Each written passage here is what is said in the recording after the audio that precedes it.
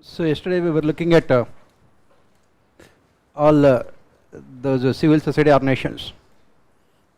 So we have seen why these civil society organizations have emerged in the first place. What is the reason why they had come into existence?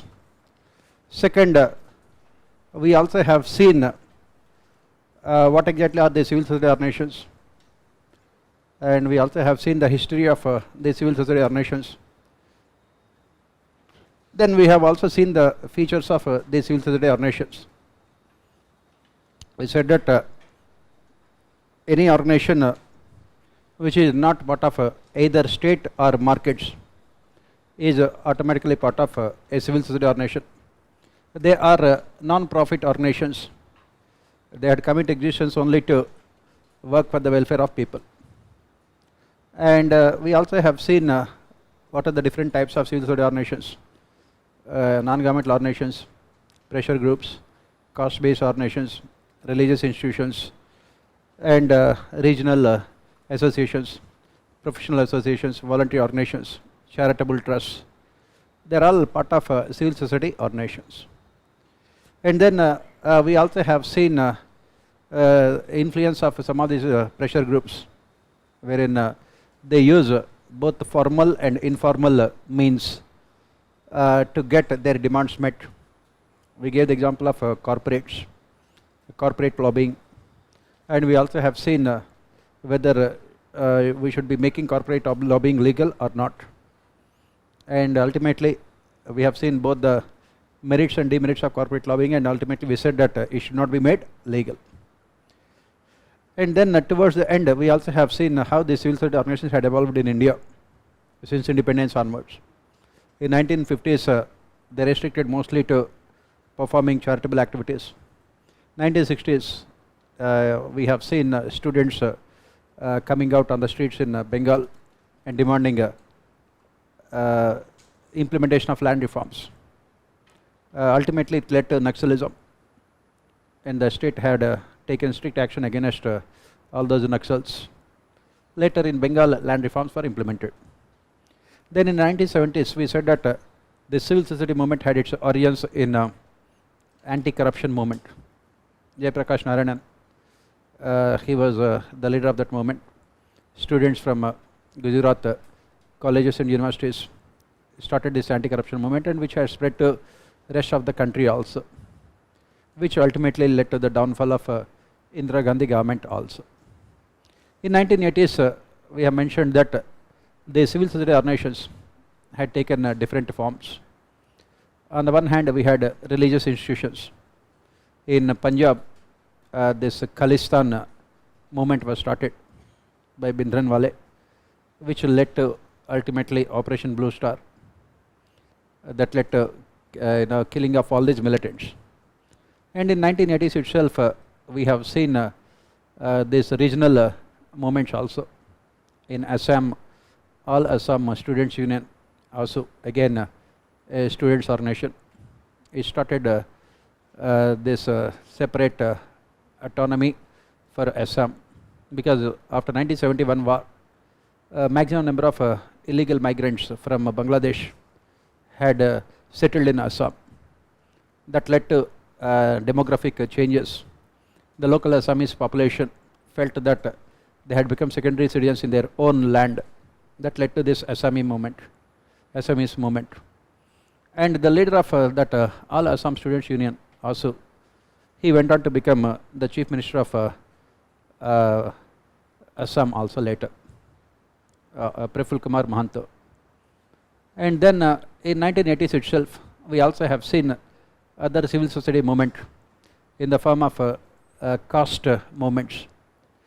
This Kanshiram started a Bahujan movement, wherein he started a movement demanding a special protection for socially backward sections of society, scheduled caste and scheduled tribes, which later he converted that into a political party, Bahujan Samaj Party. And in 1980s also we have seen another civil society movement that was started by Vishwa Hindu Parishad, VHP, demanding a construction of a Ram temple in Ayodhya in 1980s. Later this movement was taken over by RSS, Rashtriya Swayam Sevak Sangh, and finally it went into the hands of BJP. The then BJP President LK Advani started this Ram Janmabhoomi movement, demanding a construction of Ram temple.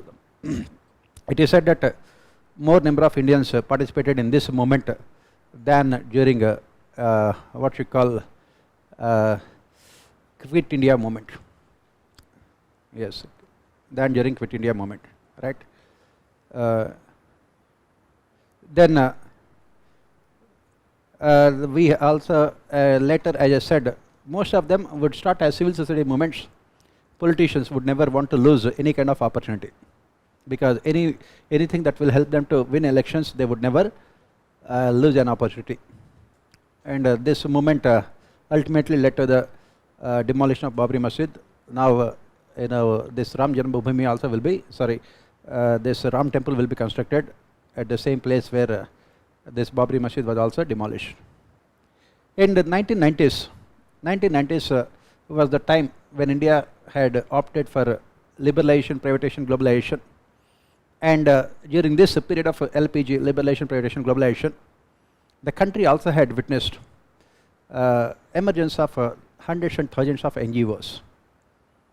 As we have mentioned yesterday, India now has the largest number of NGOs anywhere else in the world. As we have ended also yesterday, we have more number of NGOs than toilets, and all of them are working for Swachh Bharat Abhiyan, right? At present it is said that we have 30 lakh NGOs, 3 million NGOs in our country, not one or two, right? 30 lakh NGOs, right? Now the question that we are asking here is that what is the criticism against all these non-governmental organizations? These are asked repeatedly in your ethics case studies also. They are doing so many good things, and at the same time there is also so much of criticism against these NGOs. What is the criticism against these NGOs? And what are the measures taken by the government of India to regulate and to control these NGOs? As I said, all these are asked in your ethics case studies for 20-25 marks. So what is the criticism against these NGOs? As I said, after 1990s, we have seen these NGOs working in the field of education, health, electoral reforms, then women empowerment, then girl child development, then tribals, protection of the rights of tribals, then industrial workers, and of course the most important, in the field of environment, right? We find them working in all these fields, and there is so much of criticism against all these NGOs. What is the criticism? I will tell you, don't worry, right? So what is this criticism? Should we agree with this criticism? If at all, if we agree with the criticism, what are the measures taken by the government, and whether those measures are what you call justified or not, and what is our conclusion regarding these NGOs and civil society organizations? That is what let us try to look at. So what is the basic criticism against all these NGOs? As I said, they are working in the field of almost everywhere you find them. The civil society organizations, NGOs, they are working everywhere. You find all of them. Especially there is so much of criticism of these green NGOs. Even though I am writing with yellow pen, but otherwise they are called green NGOs. Green NGOs which are working in the field of environment. There is so much of criticism against them. And also the methods used by these NGOs also have been criticized so much.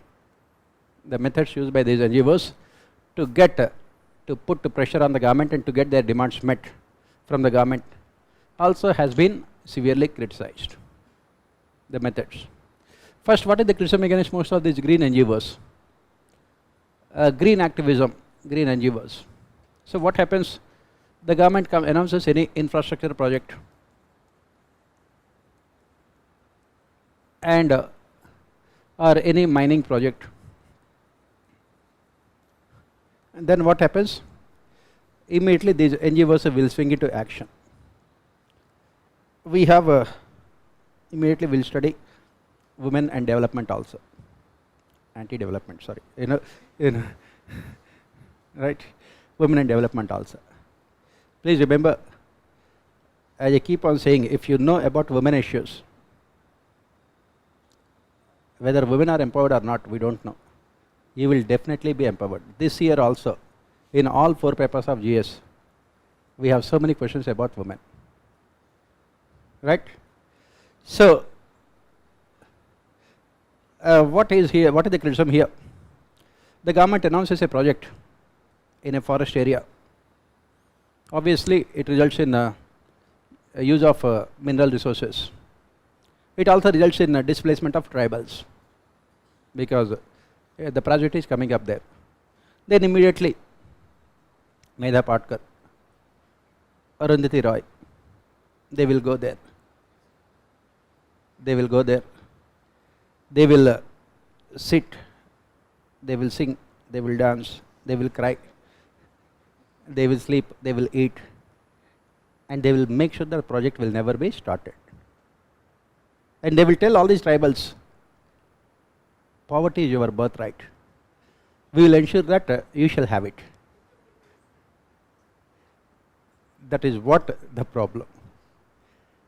That is the reason why, if you look at this Narmada Bachao Andolan, NBA, right? And who was the leader recently also? Medha Patkar, right? What did she do? Medha Patkar. These NBA leaders, they could influence IMF, International Monetary Fund, World Bank, and United Nations, and rest of the Western world, that they should not provide any kind of assistance, either in terms of aid or in terms of loan, to this project, saying that it would destroy the lives of tribals. It would destroy the lives of tribals. At that point of time, our Prime Minister was the Chief Minister of Gujarat, and they had to face a lot of problems because they were not given any kind of assistance. On the other hand, they tried to impose so many sanctions, saying that these projects are environmentally dangerous and it will destroy the lives of the tribals. Somehow they could complete the project, and after that a survey was done by those organizations only, United Nations, all these organizations, and they found out that the condition and the status of tribals was far better than what it was earlier. After their displacement was done, they were given better accommodation, they had better access to education, health, infrastructure, and their standard of life also has improved. The entire NBA movement was about displacement of tribals. And when the entire project was completed, at the end of the day, the conditions of tribals had drastically improved. So, not every development project, can we say, is what is called anti-people.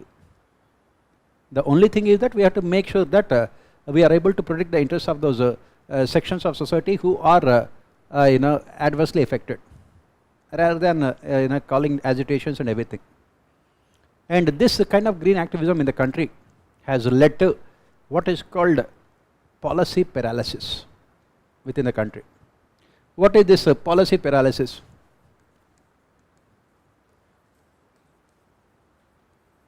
What is this policy paralysis? Policy paralysis means inability to take decisions as well as implement decisions on time, for whatever may be the reason. The moment the government announces a project, immediately there will be opposition, there will be resistance, and most of them would approach the Supreme Court In those days, we had a green judiciary also. Immediately, green judges, they would immediately give a stay on the project, and it can never be started. The project cost, it may start with 1000 crores. Because of this policy paralysis, project cost will become 1 lakh crores also, due to delays. When without these infrastructure projects, can the country ever be developed? Obviously not. It cannot be developed. And this is where the problem is.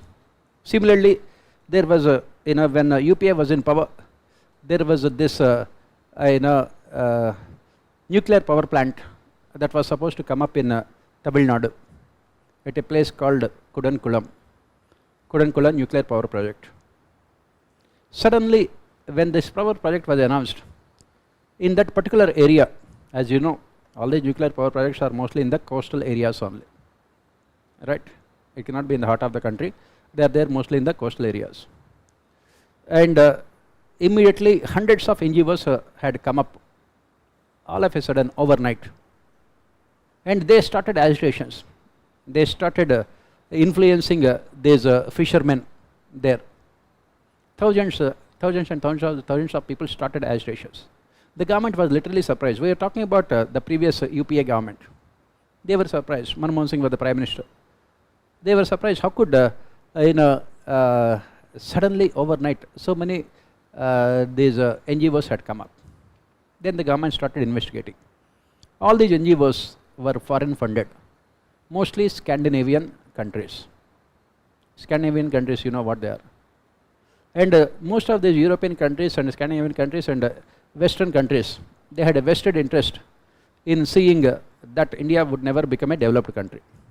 And what they were using? They were using these NGOs to create unrest, social unrest, so that projects would be delayed and they would not be implemented also. The government immediately started cracking down on these NGOs, those who were receiving foreign funds. But still the agitation went on. Agitation kept on going. Then that is when the government of India had to take the help of Abdul Kalam. Abdul Kalam, you know, is also from Tamil Nadu only. One of the most respected leaders in India, who enjoyed absolute credibility. Nobody can point fingers at Abdul Kalam. He led the life which should be a role model for everyone. So immediately Abdul Kalam went to the people there, and he had to assure all those fishermen that their lives would not be adversely impacted with this nuclear power project. On the basis of the assurance given by Abdul Kalam, ultimately the project could go on. Then the government started investigating. What is the reason why suddenly so many had come up? Then they had come to know these things. For example, Oxfam is there, foundation, Oxfam, and then Greenpeace. All of them are mostly located in foreign countries, these NGOs. And they would have their branches in India. And the moment the government announces any kind of infrastructure project in those areas, immediately they will swing into action. They will start agitations. They will fund these agitations. These activists would go to those places and they would start influencing the people, saying that if the project comes up in your locality, automatically your lives will be destroyed. The government is not at all concerned about them. It can be very, people in India, they can be easily influenced because they are mostly ignorant, illiterate people. And if these NGOs are so much interested in protecting the environment, they could have worked in their own country. America is the most polluted country in the world. In terms of pollution, America is number 1. Then China, then only India comes.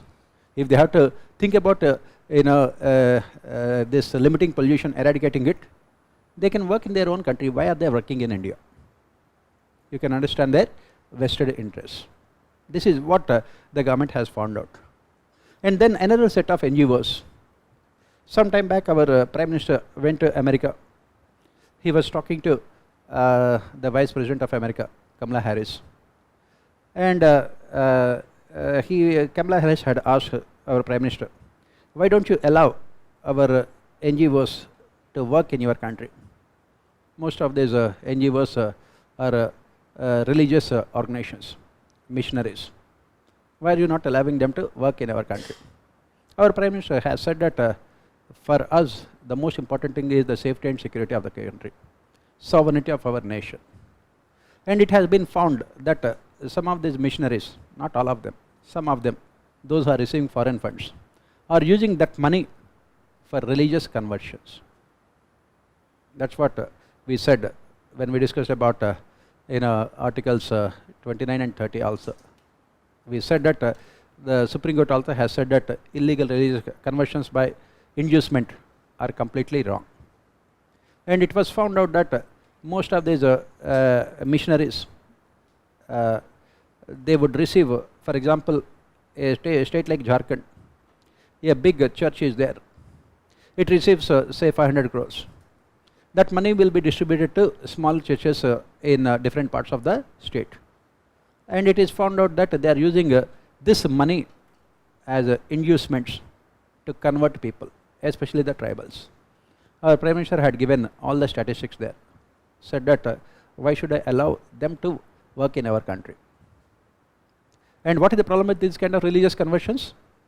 The problem is it can promote hatred, it can disturb communal harmony. That is where another problem is. It has been found. Similarly, Zakir Naik Foundation, Zakir Naik, and it was a charitable, religious charitable trust, but the money was used to fund terror activities in India. Terror activities in India. That is where another problem with these NGOs. They say that they would use the money for charitable activities, but most of the money was used either for conversion purposes or to finance terror activities. This is another problem with these NGOs. Next issue with these NGOs is the methods they have used. For example, Anna Hazare in India Against Corruption, IAC, it has started this demand for Lokpal. They wanted the government of India to implement Jan Lokpal bill. And what did they do?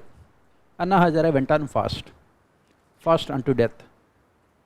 He said that he will continue to fast till the government gives him the assurance that they will pass the Lokpal bill. Parliament had to meet specially and pass a resolution saying that they are committed to Lokpal bill. These are the methods that are used by the civil society organizations. Blackmailing tactics. Blackmailing tactics. In our childhood also you must have done, if your parents ask you to study, then you will say that you will not eat food. And you must have done these things. Yes, hunger strike is what our father of nation had, right? We have inherited this from our father of nation. And everyone started the same thing. So that is where the methods used by the civil society organizations were also questioned. There is blackmailing tactics. You cannot be blackmailing the government. And when this association was going on, this Anna Hazare and his team, they demanded that these MPs and ministers should come onto the streets and give a promise that they will make laws. Where the laws should be made? What is the platform? Parliament. Can you be making laws on the streets? Obviously not. That is where these civil society organizations have been questioned also, the methods they have used. And this is when the government of India had decided that they must control the activities of the civil society organizations. Those organizations which are, those NGOs which are working against national interests, whether it is in Kudankulam nuclear power project, whether it is religious conversions, whether it is green NGOs who are receiving a huge amount of funds. The government has said that the entire problem is coming up because they have so much of availability of funds. That is when the government of India had come out with the changes to FCRA, Foreign Currency Regulation Act. Yeah, Foreign Contribution Regulation Act. Foreign country. Yeah. Yeah, that is what I said. Right. So I hope I am not speaking in Chinese or French. Right. So nowadays, China is becoming very critical. So, let me make it completely clear. I have nothing else to do with China. I don't even know their language also. Right? FCRA. So the government of India had come out with changes to FCRA. Again, the question was immediately asked next year. As I keep on saying, whether it's polity or governance, it is all about current affairs only. So what are the changes the government of India has made? Right now what is happening is that, as I told you, a big church would be receiving the funds and it would be distributing the funds to small churches. The government does not know how the money is used, where the money is going, and what purpose the money is spent. So the government has said that any NGO which wants to receive foreign funds must have an account with the State Bank of India, Delhi branch. They should not receive foreign funds in any other bank accounts, so that the government can keep a track of all the money that is coming into the country. Second, the government also has said that the money should be used for the purpose for which it has been given. For example, you are receiving the money for education, and if you are using that money for, say, conversion purposes, it cannot be done. The money should be used only for the purpose for which it is being given. Third is that once you receive any foreign donation, you are not allowed to donate this money to others. The government has banned sub donations. If you are getting 100 crores, only you have to spend that 100 crores. You cannot be donating the money to others. That is what happened with these missionaries. One big missionary receives the money and they will distribute the money to others. The government has said that this is not allowed. And fourth, they have to submit their accounts to the government every year, the expenditure. And the administrative expenditure should not be more than 20% of their overall expenditure. Right now, what they do is that they will divert the money and call all that money as administrative expenditure. That is the reason why if you are receiving 100 crores, your administrative expenditure cannot be more than 20 crores, remaining 80 crores has to be spent on the purpose for which it has been given to you. Administrative expenditure means buying the assets, employing people, paying their salaries, and other administrative machinery. It should not be more than 20% of the overall donations that you are receiving. Earlier it was 50%, so they could divert the money the way they like. Next change that the government has made was that they are eligible to receive foreign funds only if they are in that particular field for the past 3 years. They have to submit a certificate saying that we have been in the field of education and we have spent this much amount of money on education for the past 3 years. You have to submit the utilization certificates, expenditure certificates, and every other proof should be submitted. Then only you will be allowed to receive foreign funds.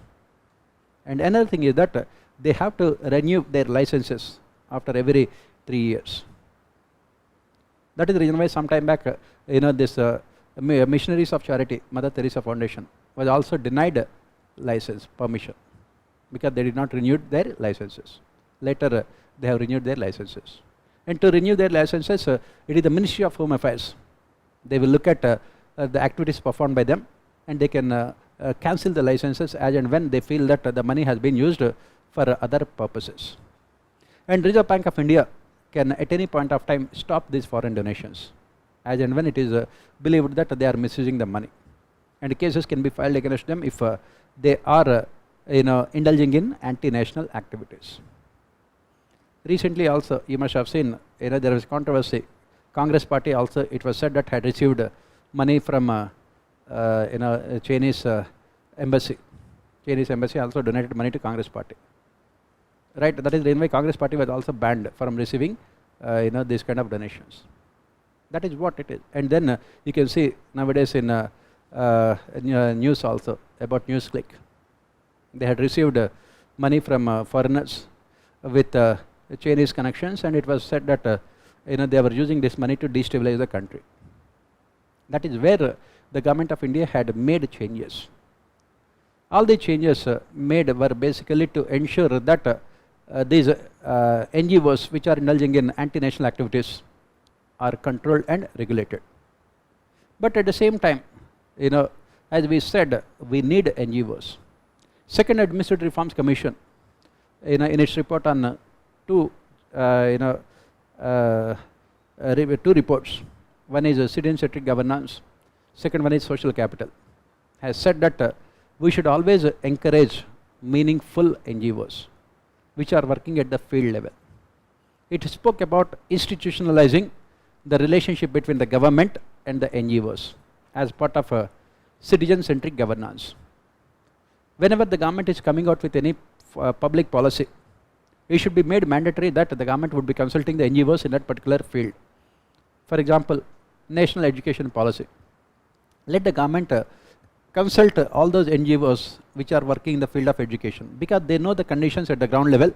They can provide vital inputs to the government. On the other hand, these IAS officers who sit in secretariat organizations, they will not have any kind of knowledge about what is happening at the ground level. If you want your public policies to be reflecting the ground level realities, ensure active participation of NGOs, so that you can make sure that the policies reflect the ground level realities. That is what Second ERC has said.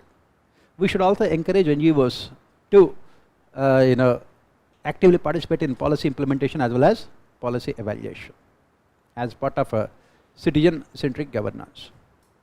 But in recent times, there was another criticism against NGOs. These NGOs during the time of UPA between 2004 and 2014, they were extremely active. For example, Anna Hazare Association also was led by an NGO called India Against Corruption. And at that point of time, this Arvind Kejriwal, he resigned from IRSIT, started his own NGO Parivartan, which focused on tax reforms as well as reforms in service delivery mechanisms, right? So that was the time we have seen NGO activism, and it led to policy paralysis. After 2014, we have seen the other way around, wherein most of these NGOs are mostly in favor of the government only. What the government has done, the government has decided that they would implement all the flagship schemes with the help of NGOs. The government would be funding these NGOs.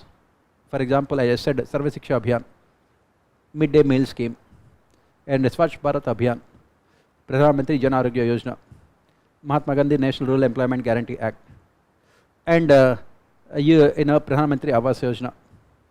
So all these programs, all these flagship schemes of the government are mostly implemented now with the help of NGOs. These NGOs are receiving huge amount of government funds. Now, when you are getting money from the government, will you be in a position to criticize the government? That is what is happening now. These NGOs nowadays have become an extension of government. On the other hand, what we have mentioned yesterday, these civil society organizations should maintain equidistance from the government as well as markets. They should be there to protect the interests of the people, not work for the government or the markets. That is where nowadays the credibility of these NGOs had come into question. And that is the reason why we don't find any of the NGOs nowadays focusing on problems related to the people. They are more interested in getting the funds from the government. Most of these NGOs will have their head offices in Delhi and in the state capitals, and they would be involved mostly in lobbying with the government to get funds.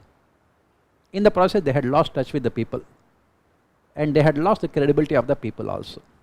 Some other NGOs, they are most interested in getting funds from foreign countries, international aid organizations, both the governments as well as private. For example, Bill Gates Foundation, they provide a huge amount of funds to these NGOs. So what do they do nowadays? What are they doing?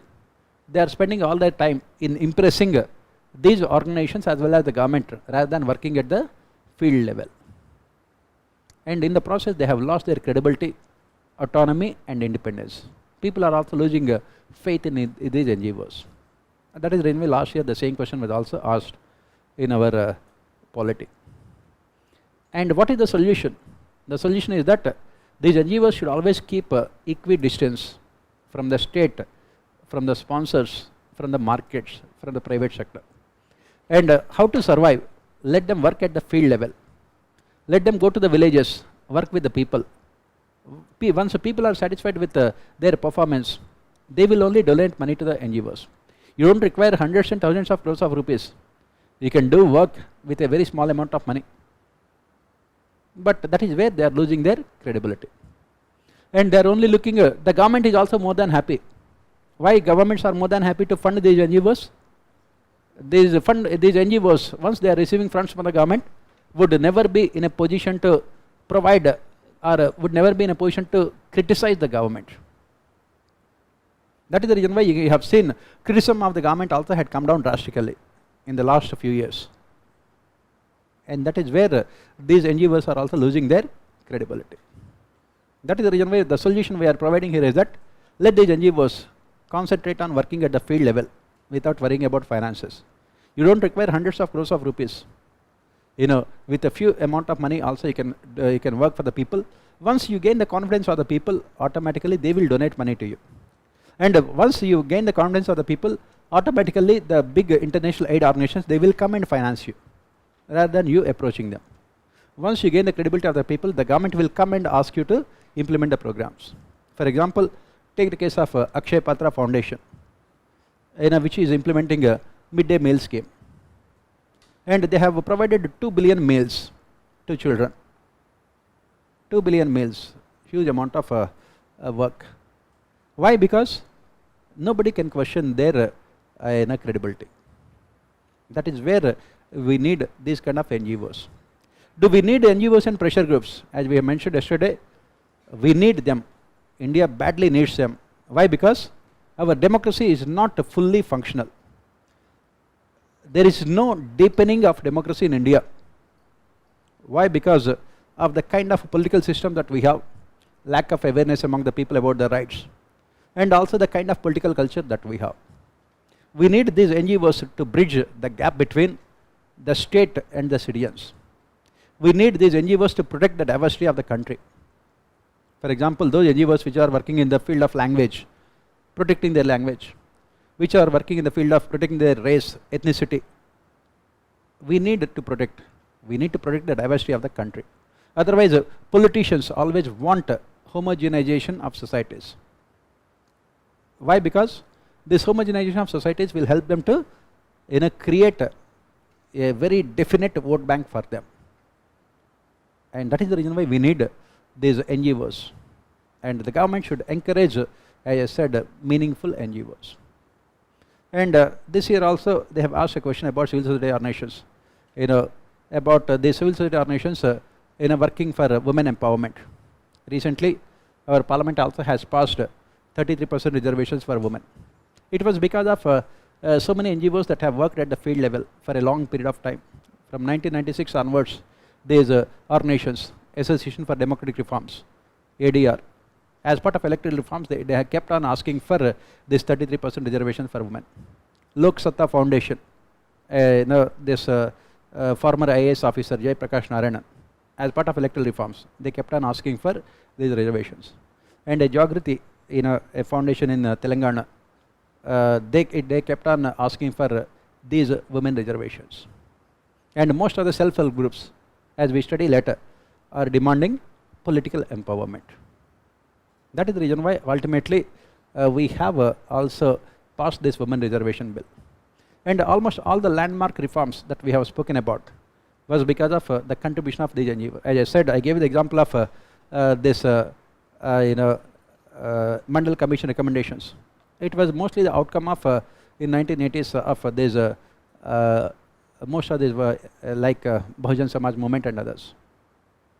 That is where we need these NGOs to protect the interests of depressed, weaker sections of society. So this is all about our NGOs, and if you want I will dictate these things. Yes? Yes or no? Yes. Did you get the material? No. I don't know. Since you are not getting material means it is good, because we don't want you to be materialistic in life.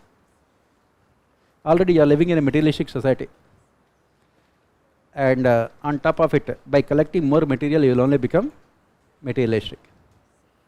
So let us see now criticism against these NGOs, civil society organizations and pressure groups. Criticism. What is the criticism? What is the criticism? You can write fast, right? Let us see. After half an hour, we will make sure that none of your body parts will function. Please remember, as I keep on telling you from the first class onwards, in the main examination in 3 hours, you have to write minimum 60 pages, 65 pages. And you don't want to miss out. How many of you are practicing everyday answer writing? 1 or 2, 3, 4, right? As usual, first we will come to them. Why did you raise hands? What kind of childish attitude is this? Tell me. In kindergarten schools, when the teacher asks, 4-year-old, 5-year-old children, have you done the homework? They will raise both their hands with so much of happiness. And I can't see any difference here. Look at rest of them. They have understood Article 21, right to life and personal liberty. They understood Article 23, right against exploitation. Please, I keep on saying, please practice answer writing. Practice makes, I did not say anything. Right? So let us see what are the criticisms against NGOs. First, there is neither transparency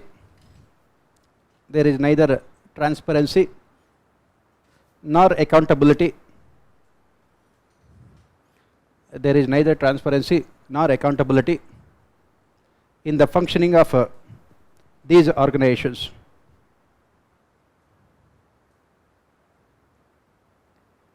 In the functioning of these organizations. Next, there are many instances, next point, there are many instances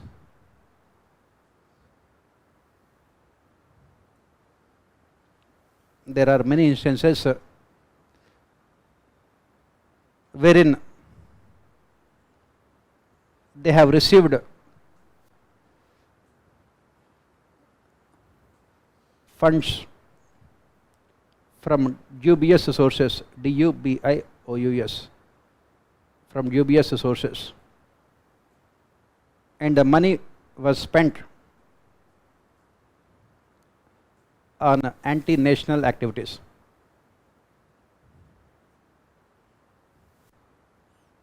On anti-national activities.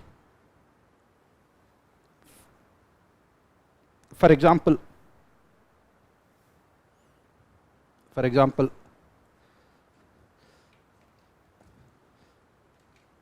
in the agitation against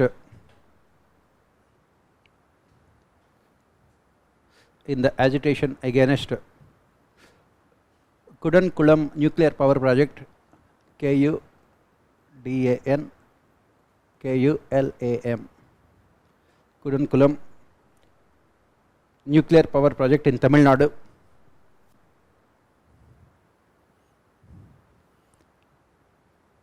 Nuclear power project in Tamil Nadu, it was found that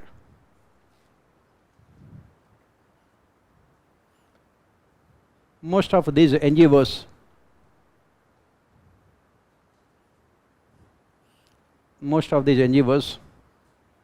had received foreign funds from Scandinavian countries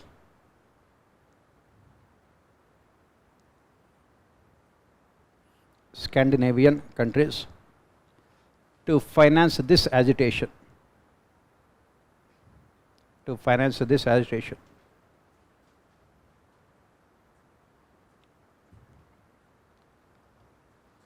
Next, funds were also received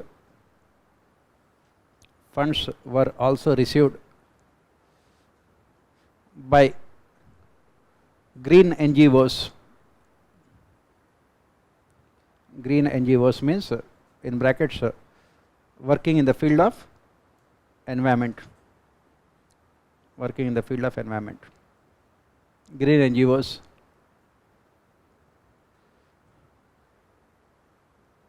From America and Europe.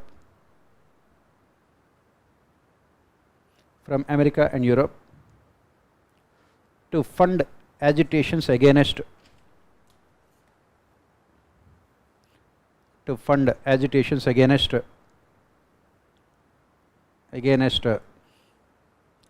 big infrastructure projects.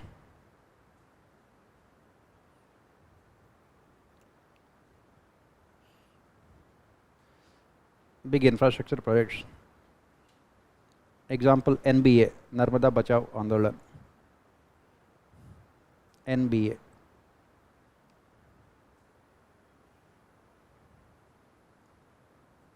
Narmada Bachao Andolan. Next, there are religious institutions which have received funds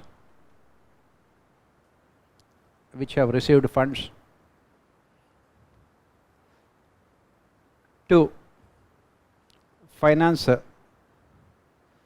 illegal conversions,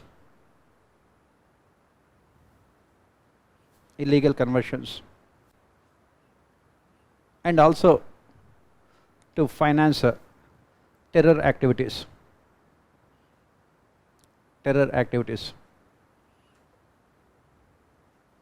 In brackets, some Christian missionaries,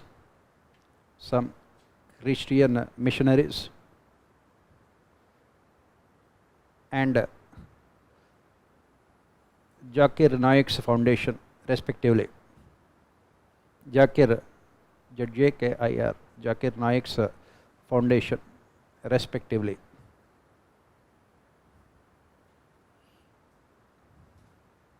Right. Next, criticism. Most of these NGOs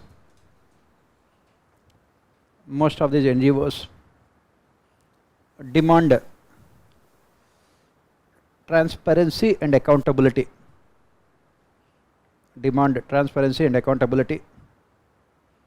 In the functioning of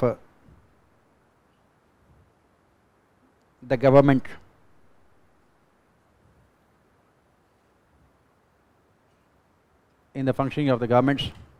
But there is neither transparency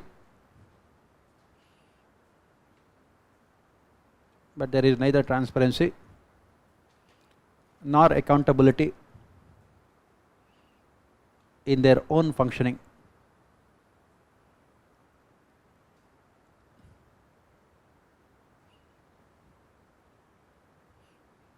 Next, methods used by NGOs. Next point. Methods used by NGOs have also been questioned.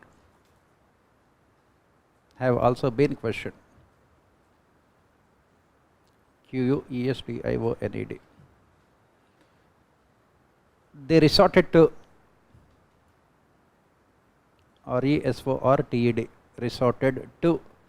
blackmailing tactics.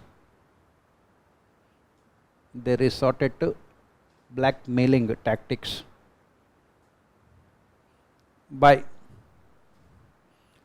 going on a fast unto death.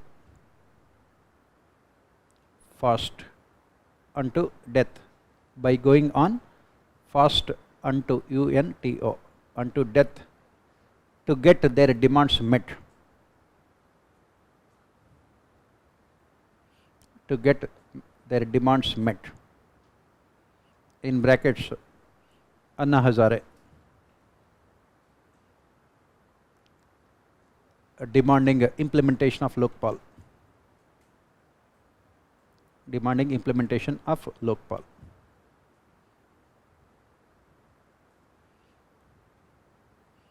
Of Lokpal. Next, some of the NGOs have also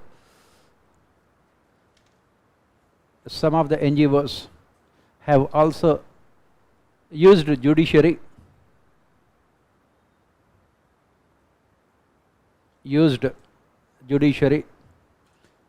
to create policy paralysis in administration. To create policy paralysis in administration. PARALYSIS. Paralysis in administration. By filing public interest litigations. By filing PIL. These public interest litigations have been criticized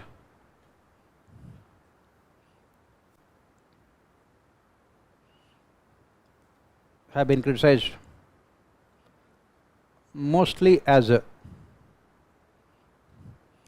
personal interest litigations, PERSONAL. Personal interest litigations or publicity interest litigations. Publicity interest litigations. Right. So these are all the criticisms against NGOs. Yeah, that's what, anti-national activities, money laundering, everything. Next, measures taken by the government, MEASU, measures taken by the government to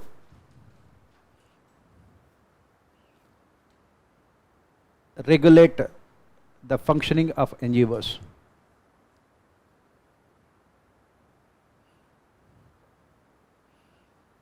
Regulate the functioning of NGOs. Right. The government has the power. The government has the power to ban all those NGOs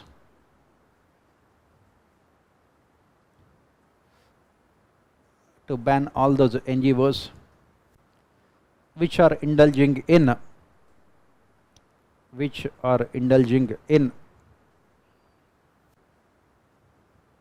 anti-national activities.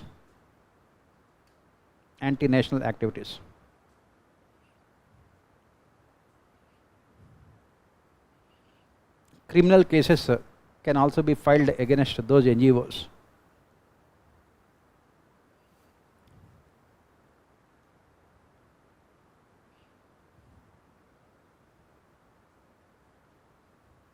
Can also be filed against those NGOs. Next paragraph.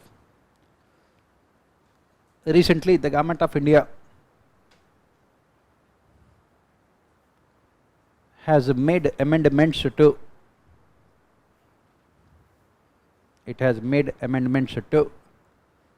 FCRA, Foreign Contribution Regulation Act. FCRA to control and regulate the activities of NGOs. To control and regulate the activities of NGOs. So what are those amendments? Let us see them. First, all those NGOs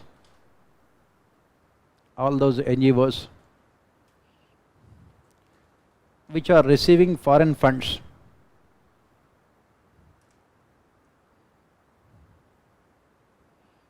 which are receiving foreign funds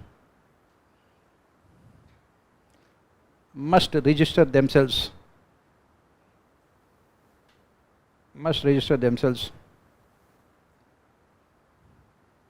with State Bank of India, New Delhi branch.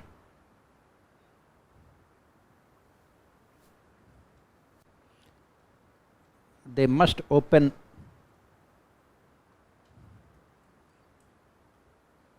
account with this branch to receive foreign funds.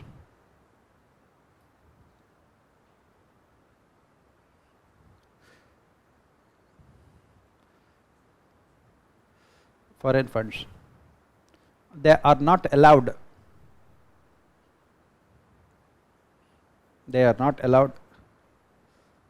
to receive foreign funds in any other bank accounts.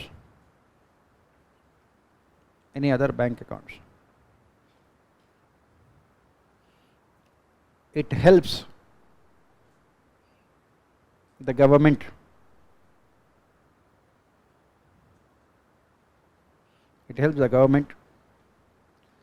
to monitor the spending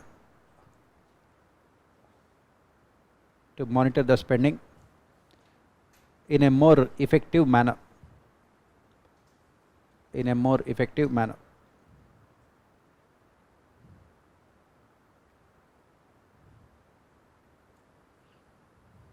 Next, to receive foreign funds, they must submit all the necessary documents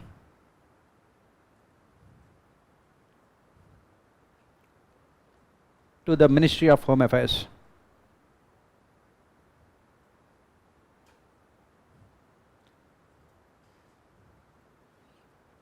which is the final authority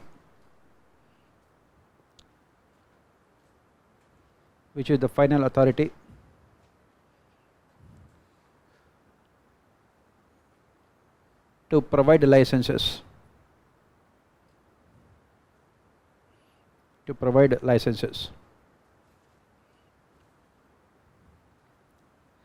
Next, they must renew their licenses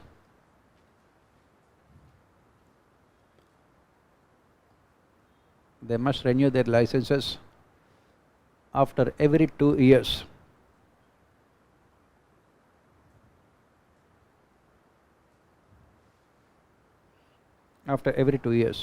Next, the money should be spent only on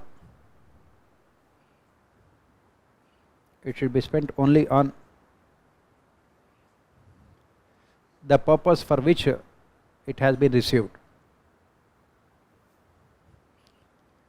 Only on the purpose for which it has been received.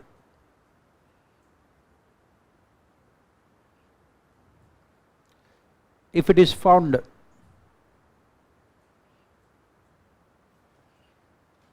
that diversion of funds had taken place,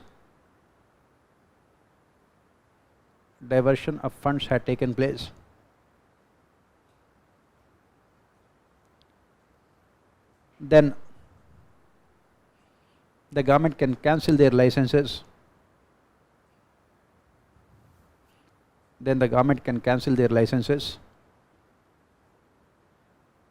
And criminal charges can be filed against them.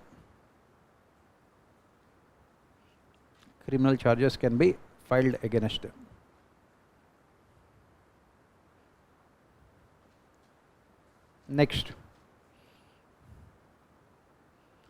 NGOs are not allowed, they are not allowed to subdonate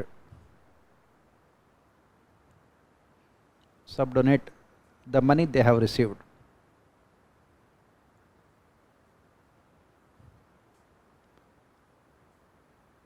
To other smaller NGOs,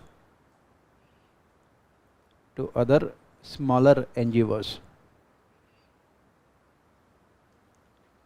Entire money should be spent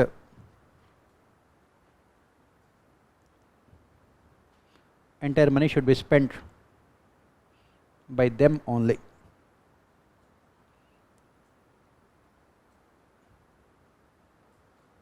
Next,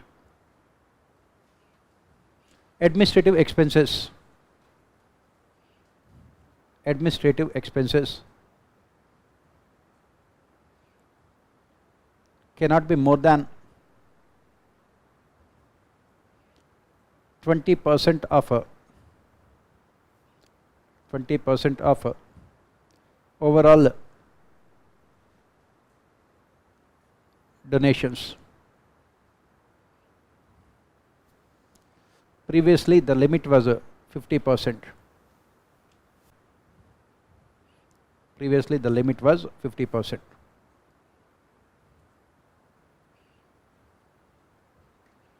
It was found out that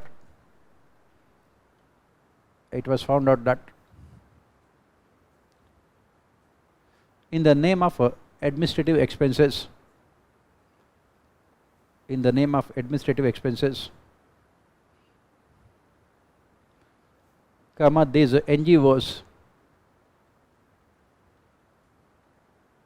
these NGOs are diverting the money for other purposes.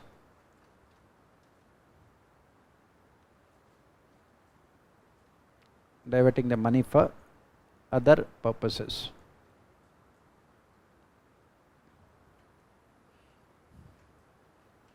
Right. So this is what FCRA changes that the government has made to control and to regulate activities of what you call anti-national activities of these NGOs. Next paragraph. In recent times,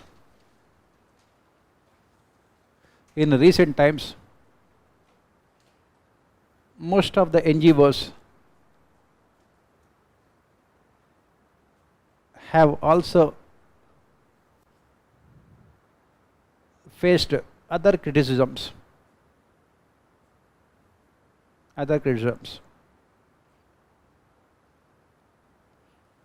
What are they? They are spending their time, energy and resources,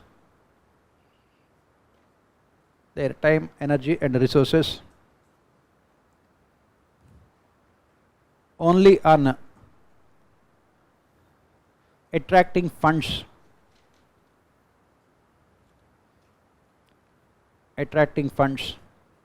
from international aid organizations,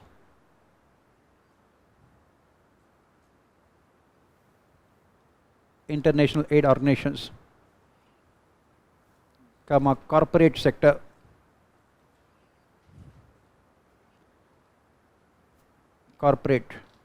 and the government.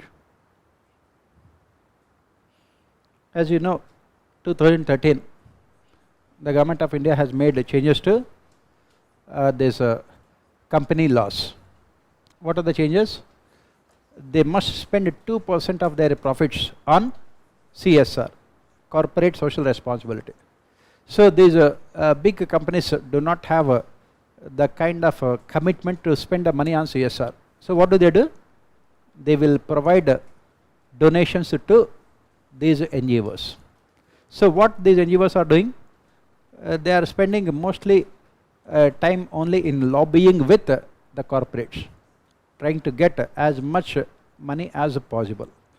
And they are also lobbying with international aid organizations, both state run as well as private individual organizations. They are sitting in air conditioned rooms talking to these organizations rather than working with the people at the ground level. Next, write down, next paragraph. After 2014,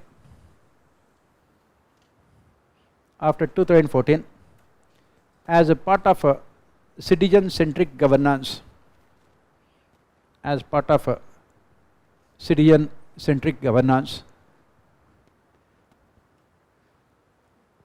most of the flagship schemes of the government,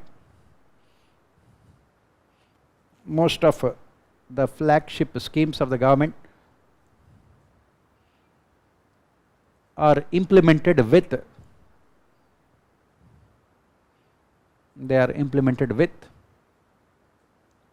the help of non-governmental organizations, including Sarva Shiksha Abhiyan, SSA, MDM, Midday Meal Scheme,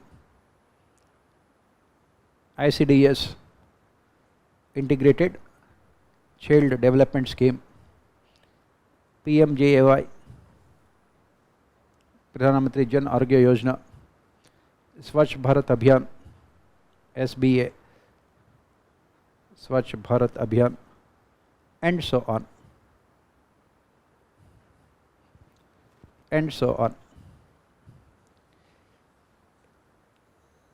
Swachh Bharat Abhiyan, SBA, right? These NGOs,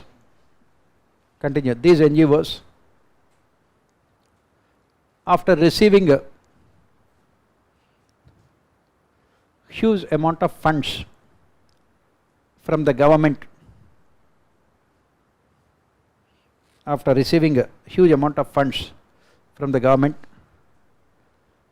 have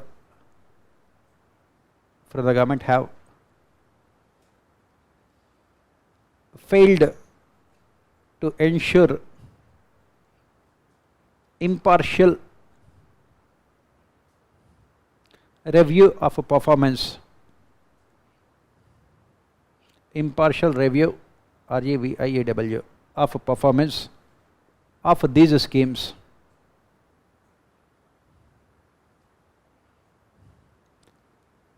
In the process,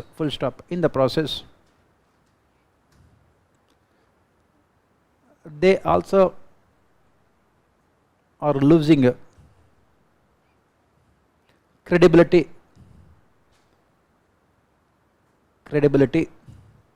among stakeholders,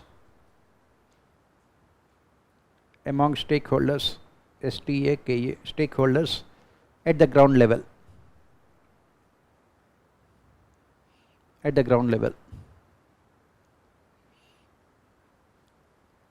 They are spending more time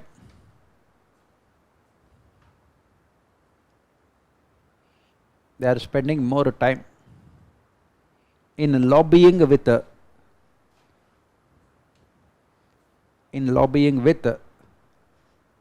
these organizations than in working with the people.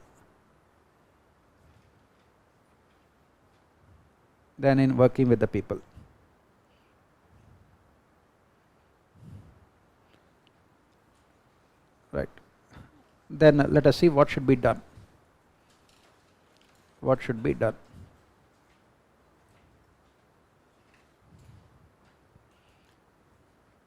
NGOs and civil society organizations are expected to maintain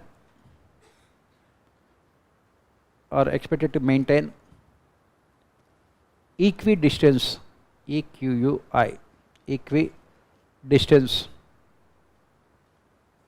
from the state and the private sector.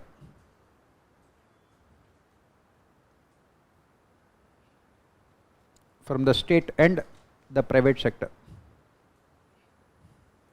They must focus on working with the people,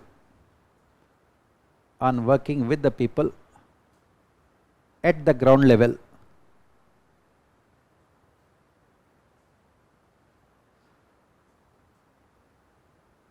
to regain their credibility.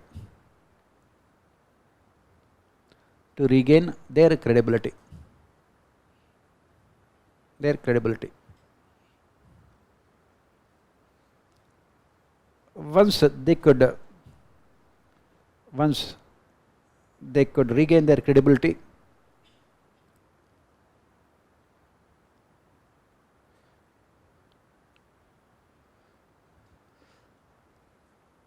automatically donations would also follow.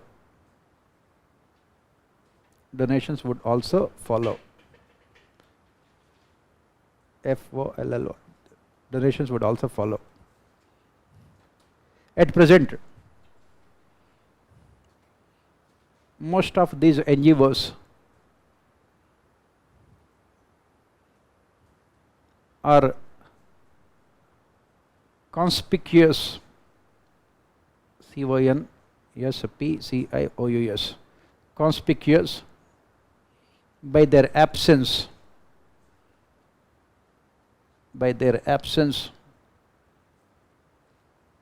at the ground level than by their presence.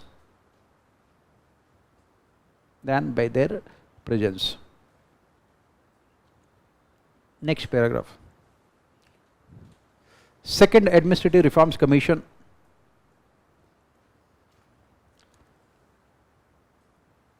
in its reports on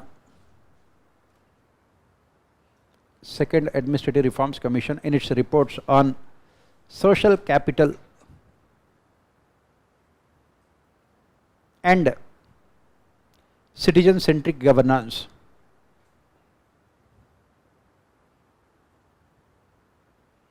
has suggested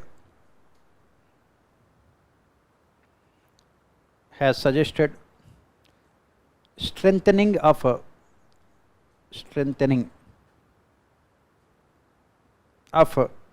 civil society movement in India.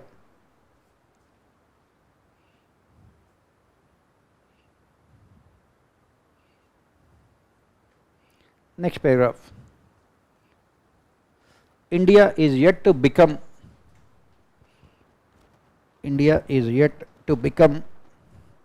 a full-fledged democracy, full-fledged, FLEDGED, democracy, wherein there is no active participation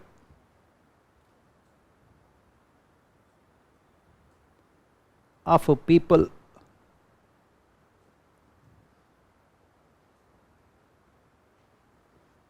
in governance.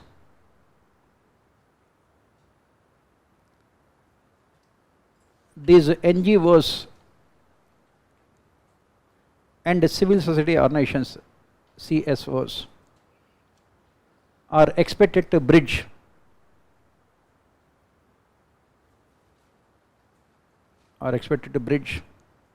the gap between the citizens and the state.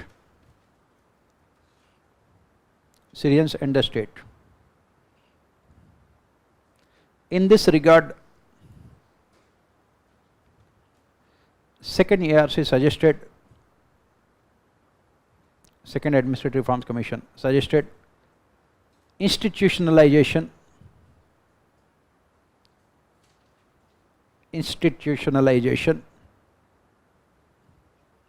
you can underline that, institutionalization of relationship between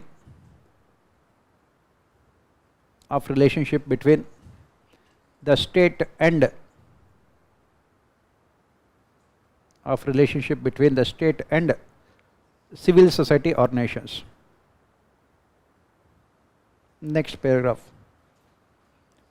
It can be done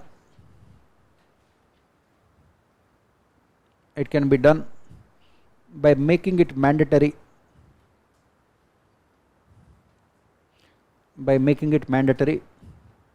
for the state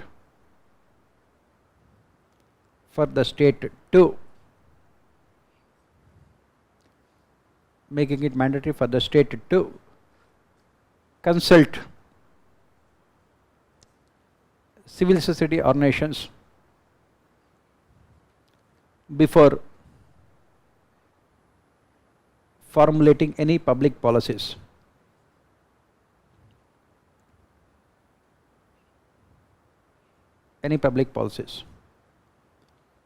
For example,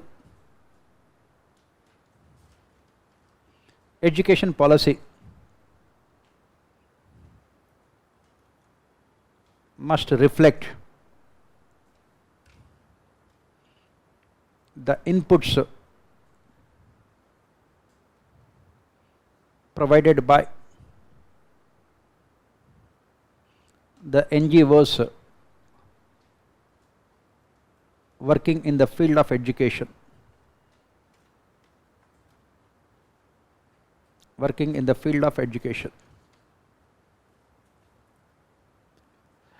It can help in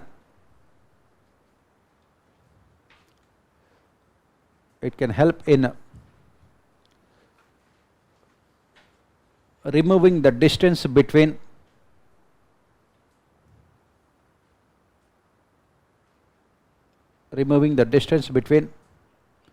policies formulated at the top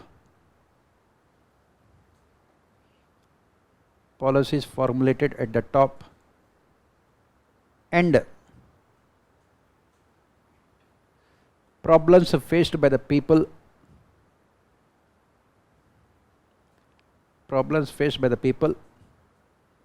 at the lowest level.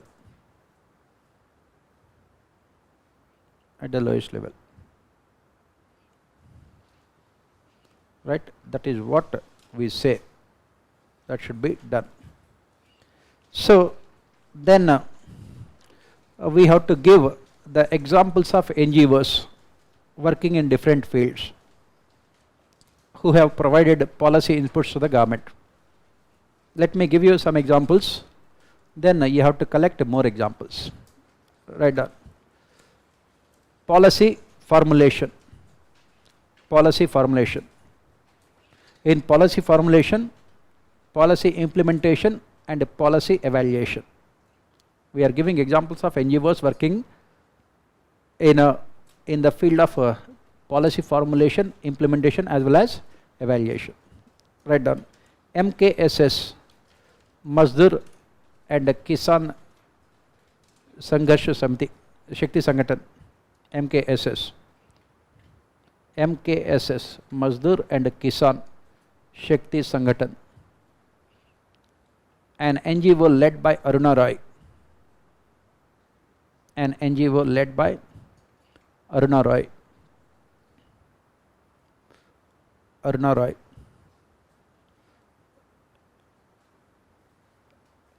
Was instrumental in passing of RTI, right to information. Next, Parivartan, PARIVARTAN,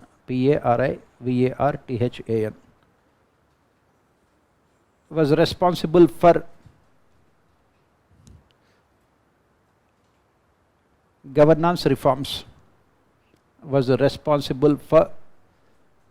governance reforms.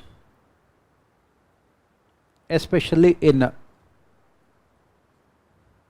service delivery mechanisms.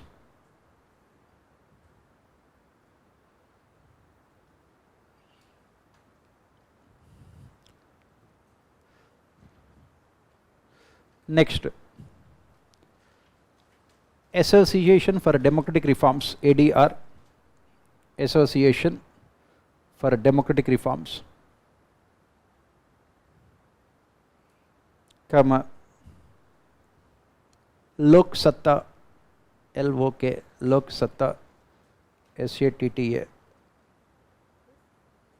and Jagriti, JAGRUTI, are responsible for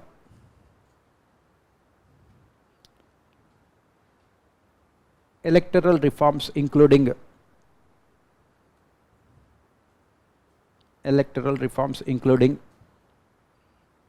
women reservation,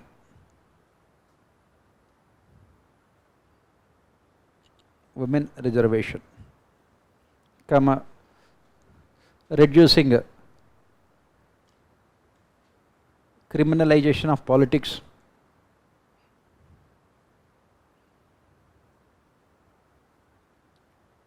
comma, transparency in election funding,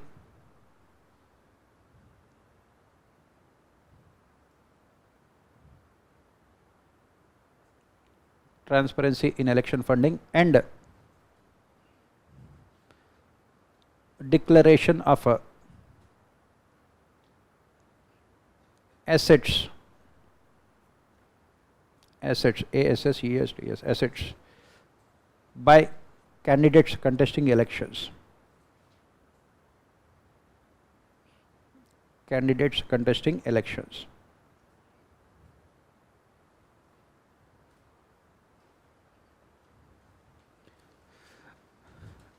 Similarly,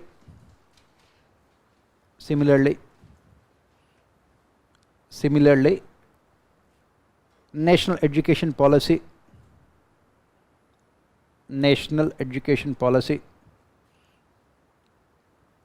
and national health policy,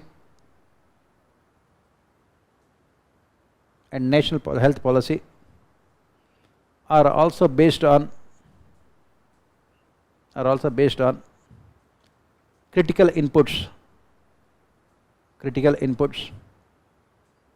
provided by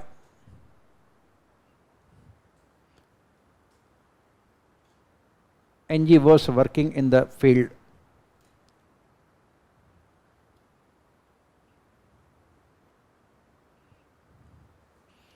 Next, policy implementation.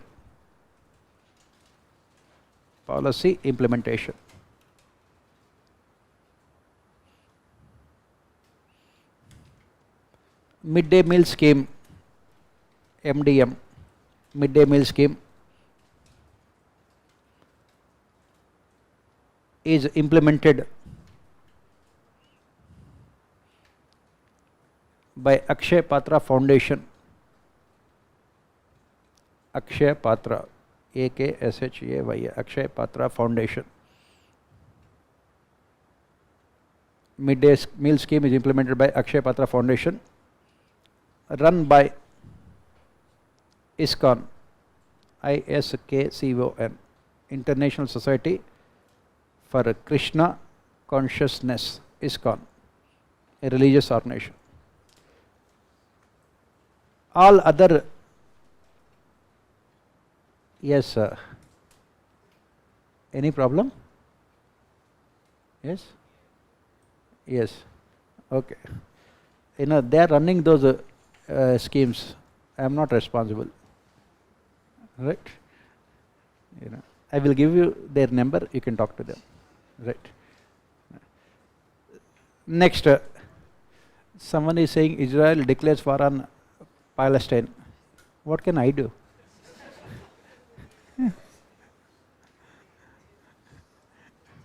Right? So, you cannot make me responsible for everything, right? Exactly. We don't have any accountability. Please remember. So coming back here, next, other flagship schemes of the government. Other flagship schemes of the government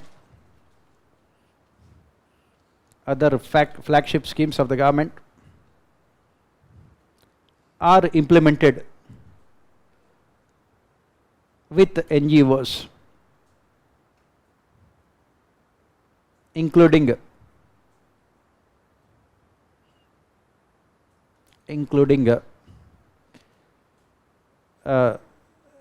MGNREGA, Mahatma Gandhi National Rural Employment Guarantee Act or scheme, then Sarva Shiksha Abhiyan, SSA, Swachh Bharat Abhiyan, SBA, PMJAY, Pradhan Mantri Jan Arogya Yojana, and others. So what you have to do, you have to find the NGOs which are majorly implementing these schemes, names of all those NGOs. Next, third, policy evaluation. Policy evaluation. Social audit committees. Social audit committees are responsible for evaluating the performance of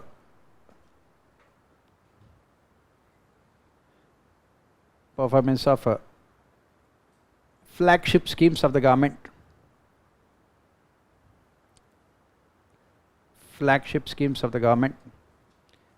including NREGA and others.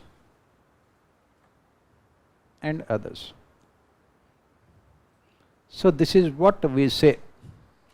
So what you can do on your own is, whatever the things I have mentioned here, find out at least 2-3 NGOs which are working, because when you are writing answers, you have to write answers with relevant examples. I have given some of them, you can find out others also. You can take down all these things and find out at least 2-3 NGOs, so that tomorrow when you write answers, your answers will be qualitatively better, superior to others. Right? Will you get this information, or you want me to give? Let me test. Give. Okay, let you find. Okay, first let me allow you to successfully fail. Then I will give you. Right? So this is about these pressure groups, NGOs, civil society organizations, and everything else. We will talk about self-help groups later. Right? Then from this, let us move on to the next topic, the reasons why public policies are a failure. Social audit, we will talk about it. We will spend one full class only on social audit. If I discuss everything now, you know what? You have written NREGA, I will become part of it. Right? Social audit, I said we will discuss one full class. So now the next topic that we have to discuss is what are the reasons why public policies are a failure, so that we can talk about all the reforms to make policies successful. Right? To make all these policies successful. And what are the reforms that we will be talking? Citizen charters, social audits, e-governance, and self-help groups. These are all the reforms that we have to implement to make the public policies successful. So let us look at all of them. What are the reasons why public policies are a failure in our country? Please don't look at me like this, that you are desperately looking for a break. So I will give you a break, not now, at least after 15 minutes. As I said, whenever you are asking for a break, remember one thing. You are writing 3 hours in the main examination. Will you be taking that break of at least 10-15 minutes? Yes? Yes, you will take break for 10-15 minutes so that you can write mains for at least next 3-4 years also. Right, already online also. Everywhere, you know, whether you are offline or online, the mentality is the same. The moment you start class, you will be looking for break. How many of you can study continuously for 3 hours? As usual. Why do you have to raise your hands?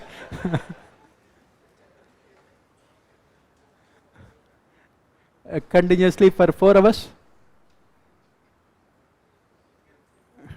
4 hours? Yes? Are you saying yes to no or no to yes, or yes to yes or no to no? Getting confused. Alright. So let us see the reasons for failure of public policies in India, so that we can come out with solutions also. Again, this year also the same question was asked, right? What is the reason why public policies are a failure? Because there is always conflict between welfare and development. There is always conflict between welfare and development. Right? What is the conflict between welfare and development? As we said, if a poor person is there, how can we remove his poverty? It is a very long drawn process. You can remove poverty by making poor person rich. Can you make him rich overnight? No. How? Please tell me. I am waiting. Because I am also a poor person only. Right? Yeah, someone is saying yes, how? In 2014 itself, I had lots of hopes. I opened 100 Jan-Dhan accounts. Because someone promised 15 lakh rupees, 100 into 15 lakhs. I can't even calculate also. So that is not, so it's not it's a violation of our fundamental rights by not giving us break. Very good. But who said that you have fundamental rights? Who said that you have fundamental rights? Right? That's what in the class itself I had given a statutory warning that all these rights are there only in the constitution but not in reality. Definitely not in our class. We always talk about democracy, fundamental rights, constitutionalism and everything else.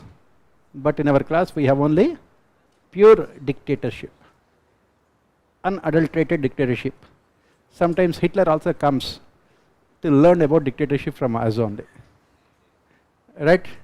So there is no question here. At least here I am giving you break. Normally in my classes I never give break. People are treated as only subjects to be governed. Right? Not citizens to be empowered. So coming back here, there is always this conflict between welfare and development.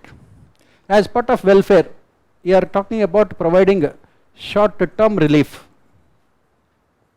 You are talking about only providing short-term relief to the people from poverty by giving subsidies. By giving them subsidies. And as part of development, you are talking about empowering people. Empowering people. How? By providing them better education, better health, by focusing on infrastructure, so that they can get productive employment. When they have productive employment, they don't have to depend on the subsidies of the government. So this is where most of the public policies are a failure. Why? Because to what extent can we give this importance to welfare? To what extent? If you give only importance to welfare, will there be any development? That is what is happening right now in the country. As we have discussed previously also, what the governments are saying, that since people are poor, we are giving them subsidies. And what the policy makers are saying, since the government is giving subsidies, people are poor. That is what you call the vicious cycle of poverty. And that is the reason why most of the public policies are a failure.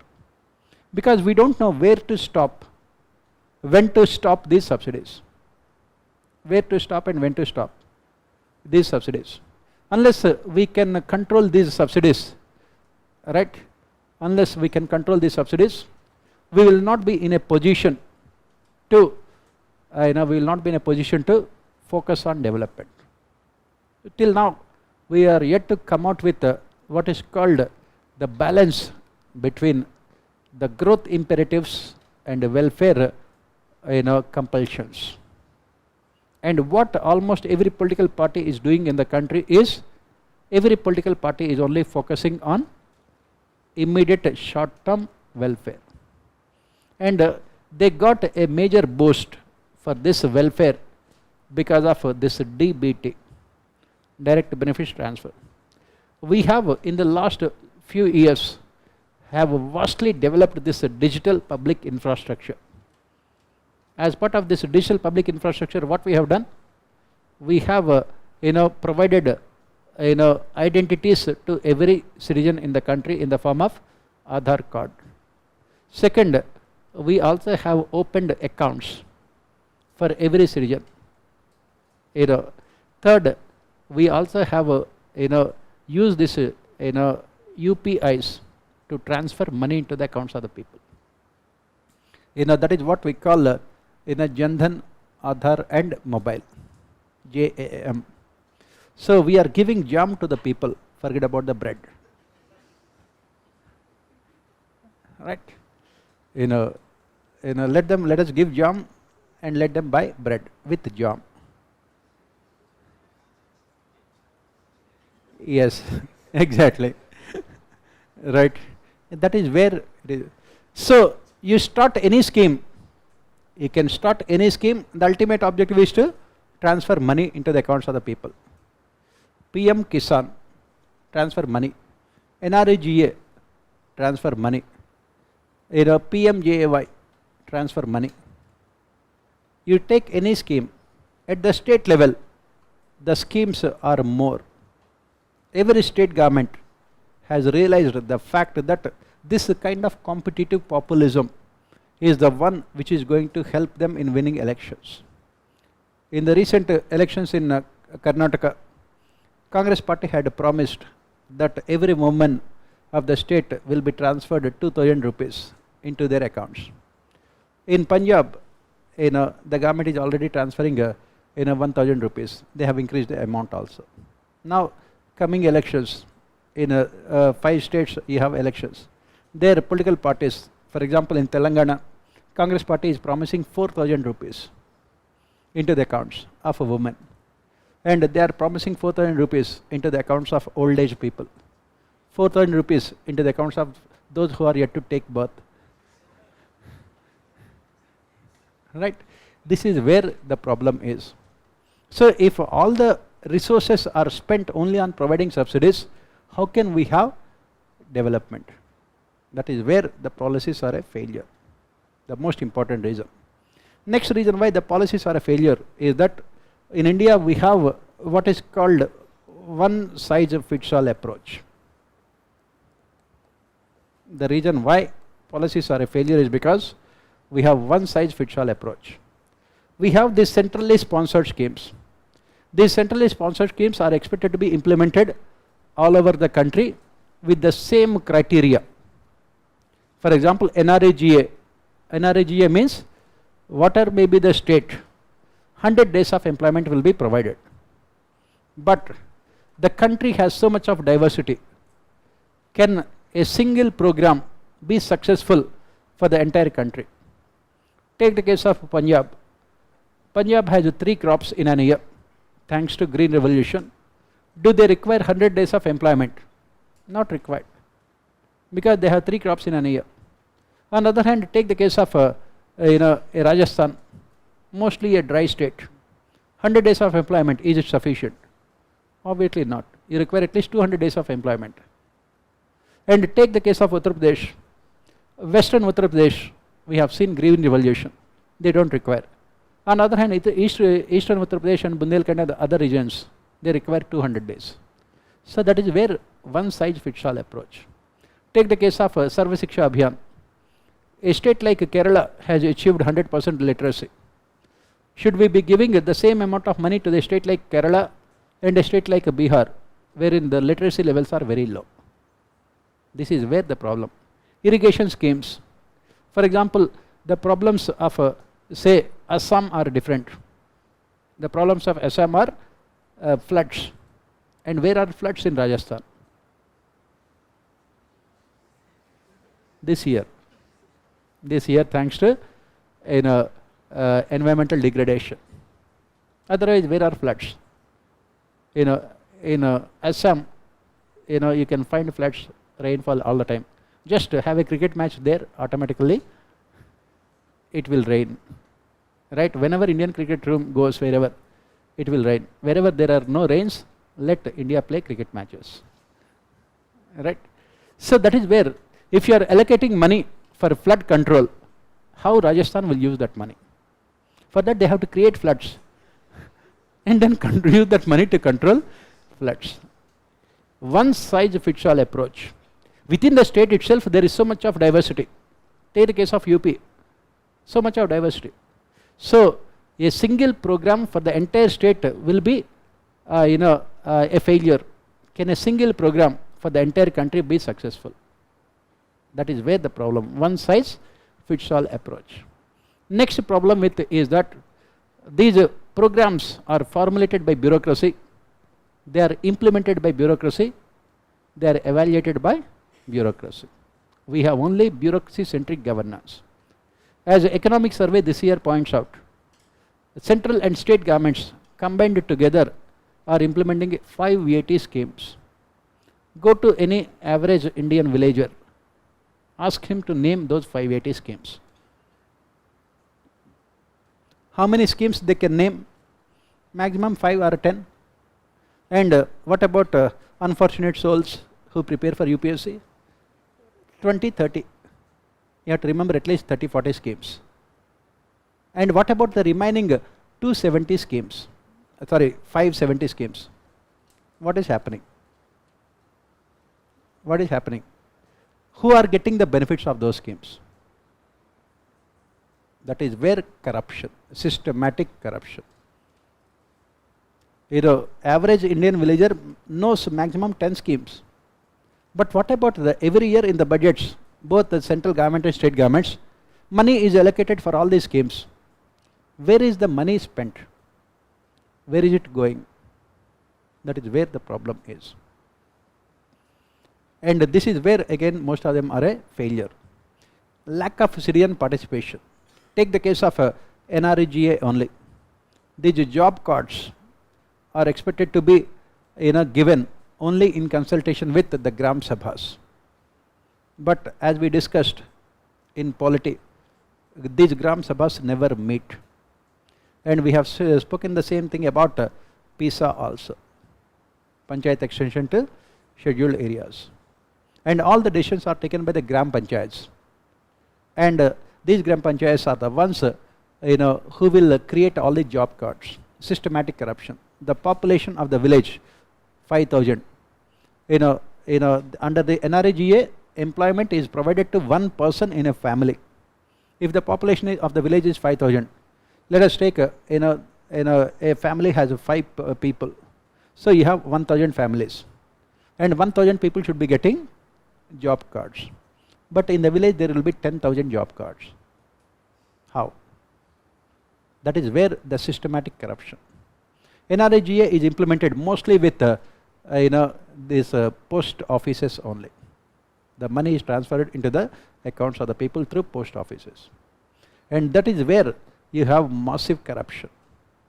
Wherein the postmaster, at the local level, he will be taking all the Aadhaar cards of the people, and on the basis of those Aadhaar cards they will create job cards with the help of bank officials and others, fake job cards, and the money will be transferred and they will withdraw the money. We thought that technology will help us in removing corruption, but technology is being used to indulge in more corruption. On an average, in a state like Odisha, some of our students are posted there in postal service. In a state like Odisha, in a district, you have so many post offices. One postmaster in a particular region on an average earns minimum 60 lakh rupees per annum. We are not talking about big, small postmaster. That is how systematic corruption. Why? Because you create fake job cards, very easy, and you will transfer money into the accounts of the people, very easy, because through JAM money is transferred. People are not there, accounts are fake, then you will withdraw the money. That's the reason why you should get into services. People think that Indian police service is the only one where you can get indulge in corruption. Postal service is also good. Only thing is that you have to be efficient, committed, honesty, all the values you study in ethics paper. Systematic corruption, this is where the problem is. There is no participation of stakeholders, high levels of secrecy, no accountability. These are all the reasons why we have so much of corruption. These are all the reasons why most of these programs are a failure, and we have to look at what should be done. That is where we talk about the solutions in the form of citizen charters, social audits, e-governance and others. That we can see after the break, right? I can see so much of happiness. I asked you some time back, what is happiness? This is what. When I say it is break, that is happiness. So let us see the reasons for failure of public policies in India. Reasons for failure of public policies in India. First, you can write down first. Public policies in India. Public policies in India always face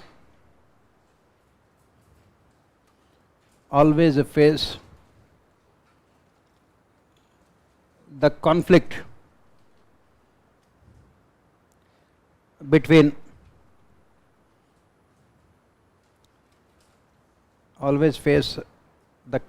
between welfare and development. Welfare and development. Welfare and development. Welfare mostly focuses on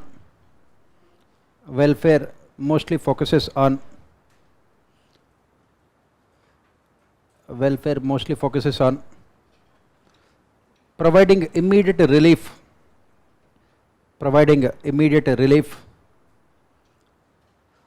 to the people in the form of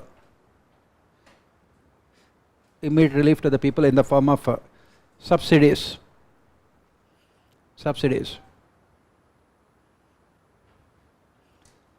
Both in cash and kind. Both in cash and kind, KIND. Cash subsidies and in kind means PDS and other things. Pardon?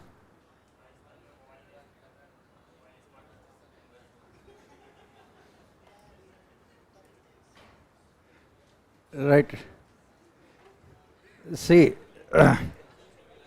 it is always better to be cheerful and happy, but sometimes we can be serious also.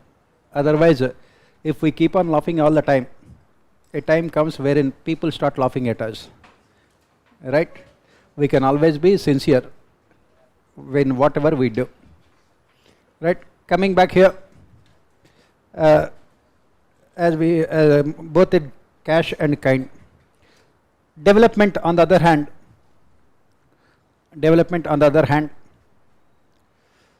focuses on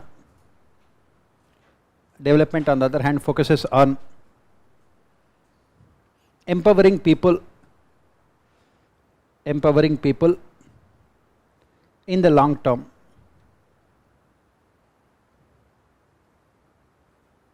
Empowering people in the long term.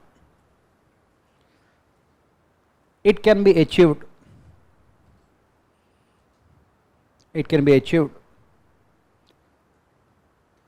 Only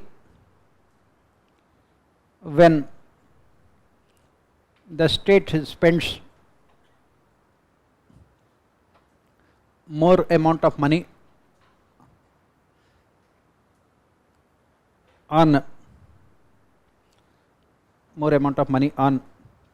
both the physical and the social infrastructure.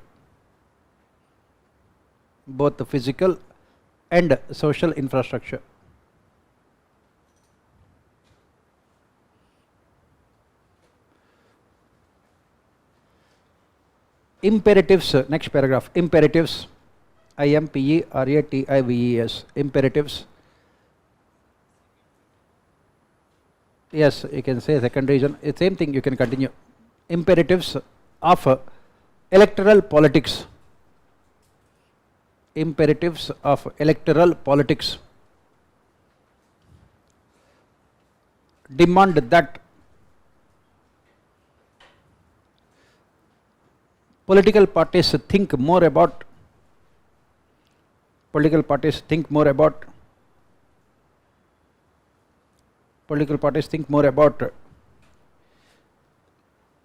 immediate short term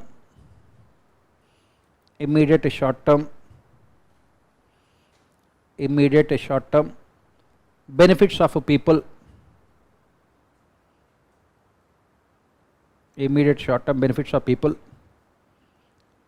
rather than their long term sustainable development.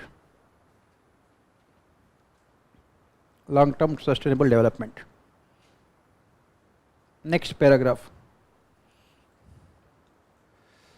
anti-poverty programs.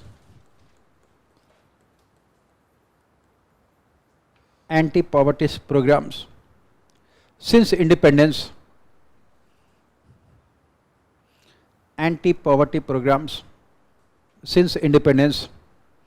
have mostly focused on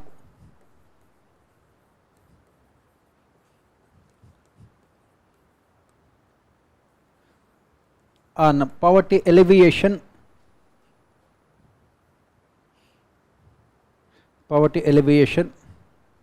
than on poverty removal.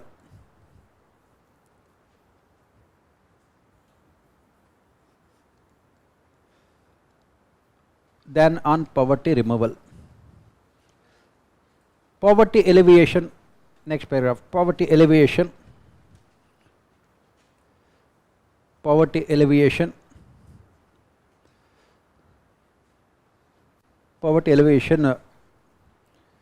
emphasizes on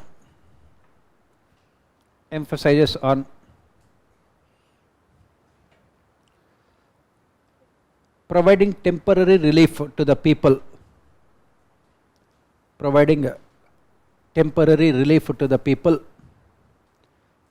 from poverty,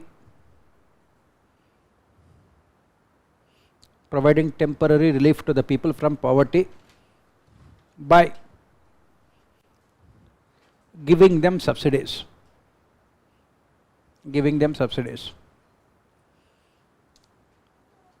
Whereas a poverty removal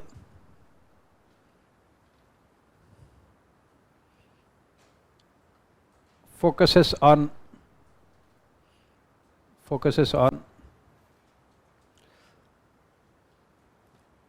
improvement of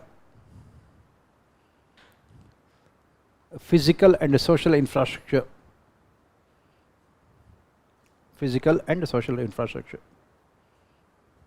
Please remember, all of them have been asked as questions in our governance in the last 10 years. Why? public policies are a failure in India. Why? Because anti-poverty schemes only focus more on poverty alleviation. That means providing a temporary relief to the people from poverty by giving subsidies. The question that we keep on asking here is, for how long? For how long can we give subsidies to the people? For how long? As long as they are poor. Since we are giving subsidies, they will always remain poor. That is where the problem.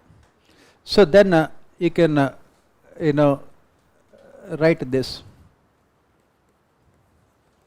Next, right, you can say vicious cycle of poverty, vicious cycle of poverty.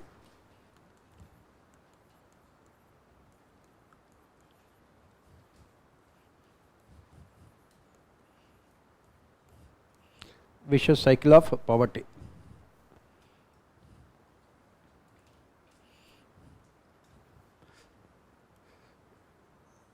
Write down. Next, since people are poor,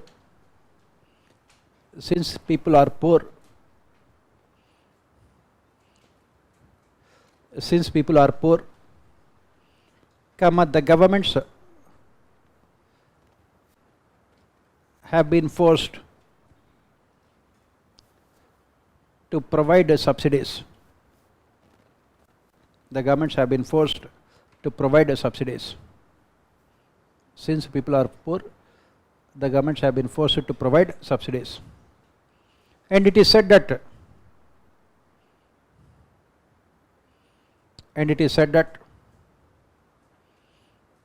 since the government is providing subsidies,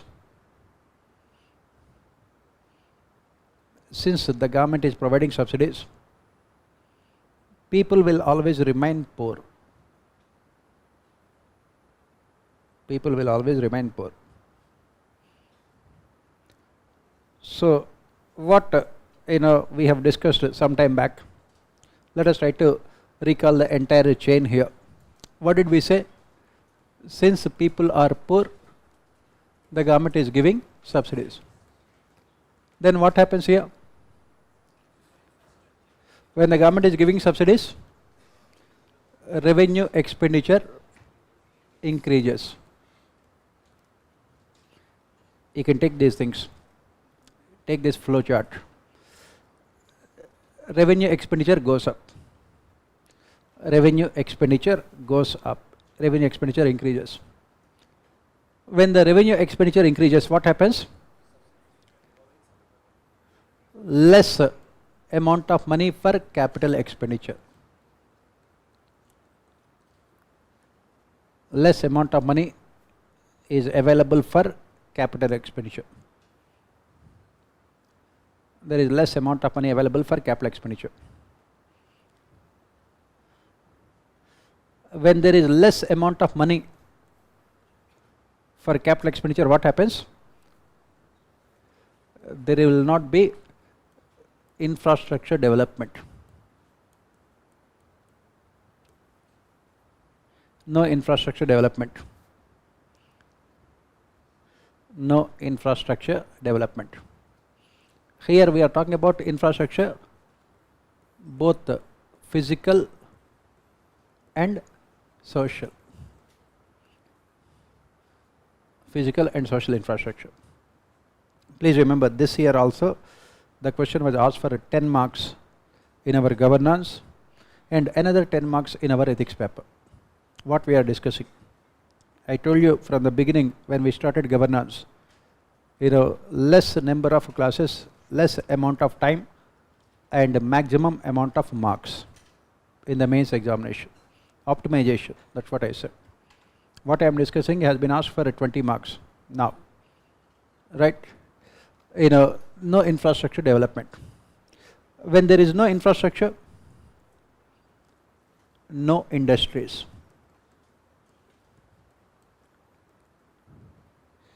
No industries.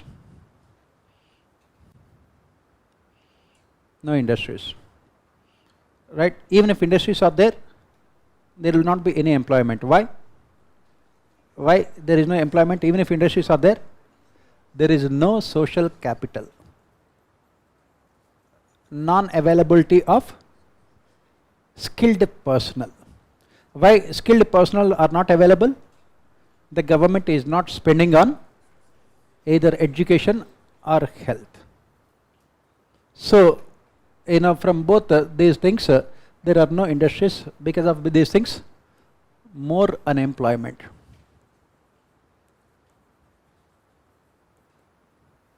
Because of these things, more unemployment.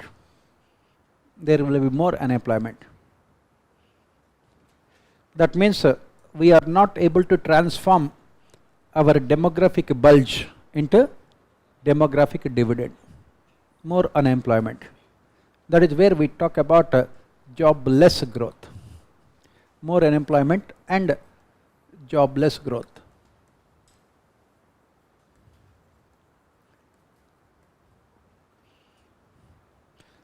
Jobless growth. That means on the one hand economic growth will be taking, but it is not providing any productive employment to the people. That means what happens because of the jobless growth? Rich people will be become richer and poor people poorer. That is where more poverty. That increases poverty. Right? More poverty. Since more poverty, you have to provide more subsidies. That is where the problem is. If you understand this, you will be writing very good answers in 3 papers: governance, ethics and economy. As I said, jobless growth that was asked this year. Why? You have to write these things only in our economy. Unemployment, why? Because of these things. So this is where the problem is. And what every government is doing, they are only focusing on providing more subsidies. That is what we said. Most of the anti-poverty schemes in India, rightly we can call them as only anti-poor schemes, not anti-poverty schemes. Because all these schemes, what they are doing ultimately, they are only keeping the poor people poor. They are not helping the poor people to come out of the poverty. And they are only making these poor people more dependent on the state for their survival, which results in the failure of public policies. And the governments will be spending more amount of money on their revenue expenditure because of these subsidies, and they will not have any money for capital expenditure. As we discussed, the major problem with the 14th Finance Commission, as has been observed by 15th Finance Commission, is also that 14th Finance Commission has increased the revenues of the states from 32% to 42%. Suddenly the states have received so much amount of money. Before that we had a planning commission. We have dismantled planning commission and replaced it with the Niti Aayog. In planning commission, when we had a planning commission would be providing funds to the states to be spent on capital expenditure, whereas finance commission grants are used by the states to be spent on revenue expenditure. Now that we have dismantled planning commission, the entire amount of money is going to the states through finance commission, and the states are using the money only to finance their revenue expenditure. None of the states have really bothered to spend money on either education or health, what you call it as social capital, what we also call it as human resource development. As I said, these 2 questions were asked this year in our governance as well as ethics, and also third question is about education, skills and employment, and of course in economy the question about unemployment. 4 questions, that means almost 60 marks, only one topic, 60. But this is where you need this kind of what is called interlinking. You must be able to link polity to economy, to governance, to ethics. When you are writing answers, these kind of what is called multi-dimensional answers are required. Just now I got a message from one of our students who got into IAS this year. Right now he is undergoing training in Labasna, and he said that sir, because of you only I got into services. I will take all these things because I know that they are getting into services in spite of me, not because of me. But you will take those things, right? But this is what you know, once you prepare in a what you call systematic manner with the focus on these interlinkages and also on conceptual clarity, nobody can stop you from getting into services. It is as simple as that one. And if you can develop these kind of multi-dimensional skills, that's what I always say, don't ever read any concept from subject point of view, right? Never read it, because unemployment can be part of economy, but unemployment has its reasons in polity, and it has its reasons in governance, and of course ethics. Because in our society, what is the problem with our society? We say that in our ethics paper, this is what we study. In our society, as UPSC has asked some time back an essay, crisis faced by India. The essay has said that crisis faced by India, is it economic or moral? Economic crisis you can overcome through better fiscal and monetary policies. If it is moral crisis, that will be much more dangerous. What is the problem with Indian society? The problem with Indian society is that people strongly believe that they can become rich in a short period of time without working hard. We don't have that kind of a work culture. Why Japan had become such a developed country in such a short period of time, even after being destroyed completely during the Second World War? Their work culture, what we call work ethos, work culture is completely different. If they have to express their dissatisfaction with their employers or the government, they will work more to express their dissatisfaction. In India, anyway we don't work, and if we have to express our dissatisfaction, we go on strike. That is where the problem.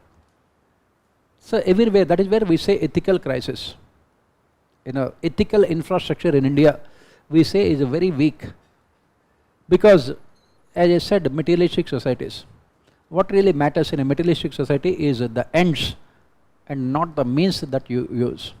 Illegal, unethical, immoral means are justified in the name of profits and in the name of power. Political parties use all kinds of means. Everything is interlinked at the end of the day, and that is where the problem. If you look at this year's ethics question paper, almost all the questions are about these things only. Why there is so much of corruption? Corruption is mostly in India is because of moral crisis, systematic crisis. That is where the problem is. And this is also corruption, please remember. This is also corruption. When political parties are offering subsidies to the people, knowing fully well that these subsidies are not going to solve the problem of unemployment, that is also moral corruption. That is why we say, as we study in our ethics paper, intellectual dishonesty is more dangerous than financial corruption. Intellectual dishonesty. What do we mean by intellectual dishonesty? For that we should know what is honesty. What is honesty? Honesty means very simple. There should be complete convergence between what you say, what you think, and what you do. And do we have that kind of convergence in our political system? What political parties think is different from what they say. What they say is different from what they do. Right now, you see this caste census carried out in Bihar, and what the political parties say, the objective is to empower, help weaker sections of society. What is their intention? To create vote banks. That is where that is what we say intellectual dishonesty. When political parties say that they are giving subsidies only to help the poor people, what is their objective? To again win elections. By transferring money into the accounts of people, can you ever solve the problem of poverty and unemployment? What should be done? You have to focus on infrastructure. create roads, improve communications, focus on law and order, ensure strict implementation of rule of law, and provide incentives for the private sector, focus on innovations, and focus on your education, focus on skills, so that they can get productive employment. But none of the governments have this kind of patience to do the things. So what do? In the name of working for the people, they mostly work against the interests of the people. That is the reason why we are yet to overcome the problems of poverty. What is our per capita income? Recently we had this G20 summit. We are part of G20, which is really great. But take any of the G20 countries, make a comparison between India and those countries. The difference is between heaven and not hell. Hell is a better place, right? Right. Look at our per capita income. Look at multi-dimensional poverty index, MDPI. Look at the availability of infrastructure. Look at power consumption of electricity. Per capita consumption of electricity in India. Make it a comparison with America. You will understand how poor Indians are. Look at the availability of better schools, quality colleges, and world-class universities. Why? Because the governments don't have either the vision or the commitment to focus on creating this infrastructure. As we have mentioned, since independence, what is the biggest failure of all the governments that had come to power? They completely failed to focus on social capital, human resource development. For them, development only about creating physical infrastructure, constructing dams, constructing roads, improving communication. But that is not development. Development is all about, should always be about the people. And from first 5-year plan till 8th 5-year plan, after 8th 5-year plan we have opted for liberalization, privatization, globalization. The focus of governments were only on physical infrastructure. Initially in 1950s and 60s it was about irrigation projects, and from 1970s it was about CPSEs, Central Public Sector Enterprises. And the governments have completely ignored both education and health. And after 1990s, in the name of neoliberal state, what we have done? We have privatized these two important sectors, education and health. And what happened because of this? It led to growing inequalities. Those sections of society who could afford private education had become rich, whereas those who could not afford remained poor. Human resource development we have completely ignored, and that is why this year so many questions were asked about these things only. Why? Because before liberalization, it was about having wrong priorities. From Jawaharlal Nehru onwards till Rajiv Gandhi, it was only Rajiv Gandhi when he was the Prime Minister. He has renamed Ministry of Education as a Human Resource Development. But when it was renamed as Human Resource Development, both education and human resource, both of them have been totally neglected. And recently the present government, what they have done? They have again renamed Human Resource Development Ministry as Education Ministry.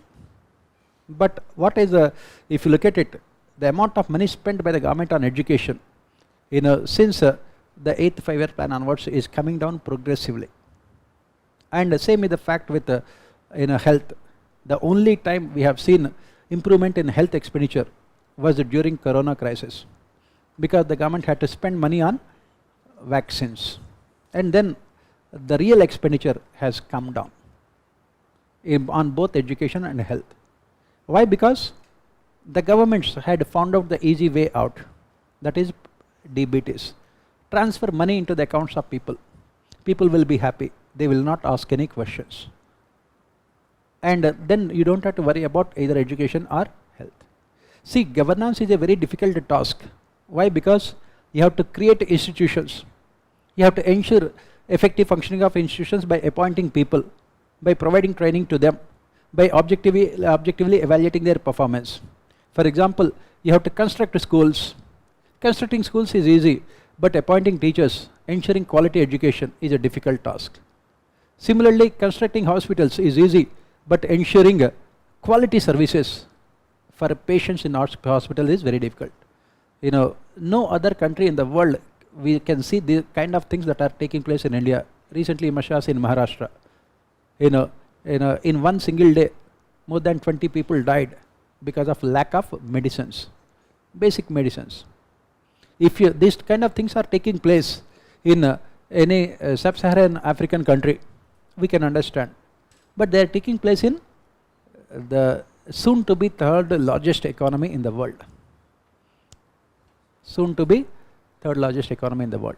What is the point of becoming the third largest economy in the world when you cannot provide basic medicines to the people in government hospitals? That is where the problem. Because as I said, which is easier, transferring money into the accounts of people or creating institutions and ensuring their effective functioning? That is where the problem is, and that is where governance has been a failure, and that is where almost every case study in ethics paper about these things, almost every question in ethics paper, governance and economy about these things only. For example, implementing land reforms will be very difficult. Taking the land from the rich landlords and transferring it to the poor farmers. If you are giving the land to the poor farmers, fine, but do they know how to do cultivation? That is where Amartya Sen talks about a capability approach. He says that what is the point of giving land to the people, landless labor, when they don't know how to cultivate it? For that, what you have to do? You have to create capabilities among the people. You have to teach them how to cultivate the land. You have to teach them the techniques, and the state does not have that kind of patience. So what do? PM Kisan. Transfer money into the accounts of people. You cannot provide employment to the people. What do? Unemployment allowance. Unemployment allowance. You cannot provide education to the people. What do? Transfer money to the accounts of people, saying education allowance. That is where the problem is. Because creating infrastructure, creating institution, that is what we say governance. Governance is all about creating institutions, recruiting people, providing training to them, ensuring their performance and ensuring accountability. This is where the country is badly lacking. If you look at the communist countries, which were under communist rule, socialistic countries, this East European bloc, what did they do? They focused on education and health. That is the reason why even after the death of communism, they still continue to be rich countries, because they focused on human resource development. Whereas in India, unfortunately, we have completely ignored human resource development. And that is the reason why removing poverty can be a difficult task. Right now, we are not even a middle income country. Middle income country means your per capita income has to be around $18,000, $20,000. Right? Our per capita income is only $2,000. Right? To become a middle income country, we need to grow at 8-9% per annum. But how can you grow when you don't invest in social capital, human resources? And another problem here is, as I said, it is linked to politics. Why? Because political culture in India is dominated by emotions and sentiments. People vote in elections in the name of subsidies, in the name of caste, in the name of reservations. As I said, if you have say 1500 IITs and 1500 IIMs and AIMS in India, do we need any reservations? That is where the problem. And that is the reason why we can see the demand for this caste census only from those states which are poor and backward. That is where the problem is. So let us look at all other problems apart from this. So you have taken this, right? Next reason why policies are a failure. Next reason.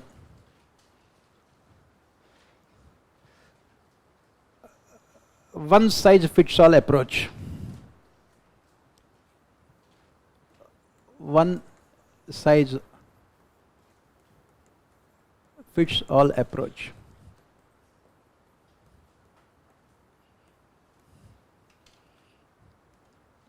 One size fits all approach. Write down, in the recent past,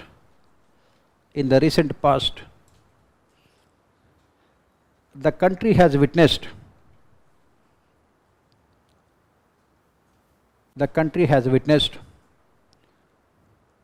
huge amount of increase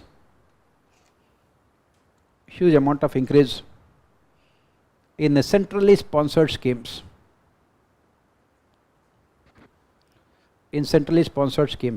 Huge amount of increase in CSS, centrally sponsored schemes. These schemes mostly follow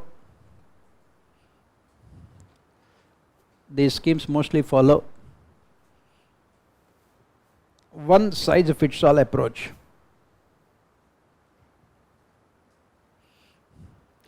Mostly follow one size fits all approach. That is, the same scheme is implemented all over the country,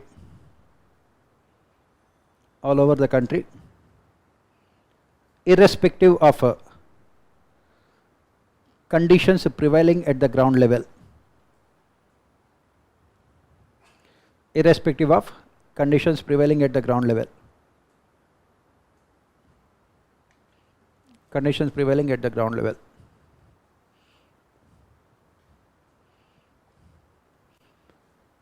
More often than not,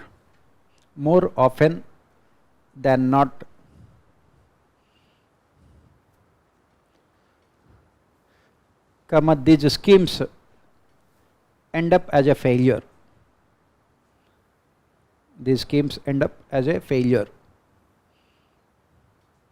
They end up as a failure. For example, under NREGA,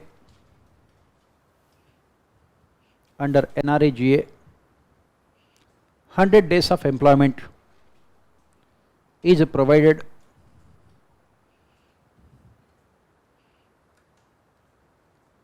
in an year.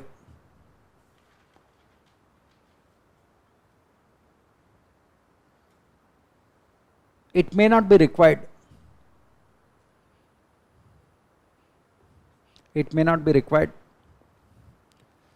For a state like Punjab, which has 3 crops in an year.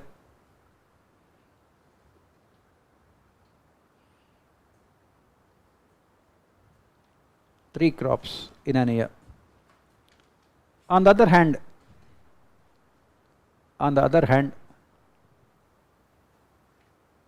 in a state like Rajasthan,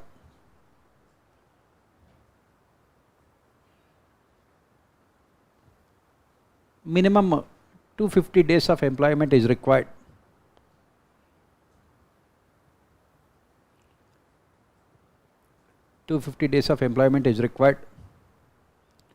Due to absence of sustainable agriculture.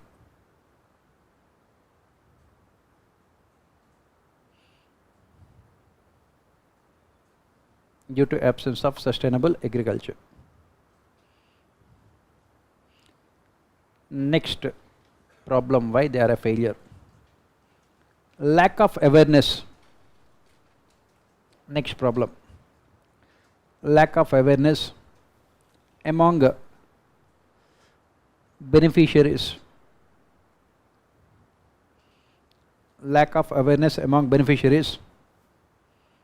About the schemes implemented by governments.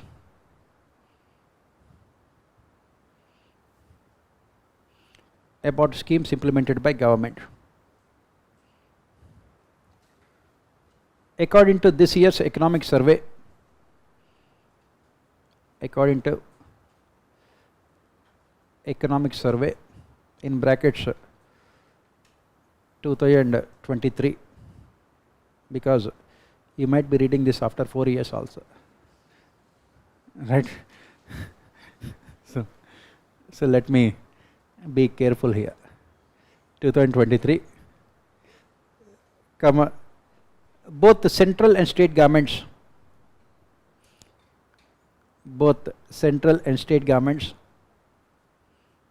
combined together are implementing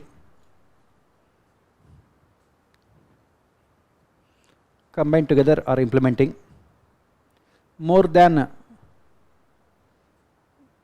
480 schemes. Sorry, not 480, 580 schemes.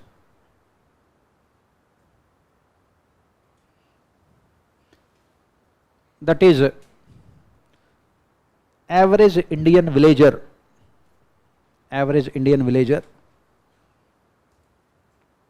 must receive the benefits of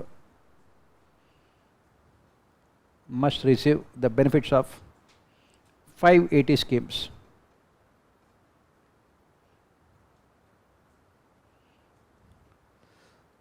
But the question is,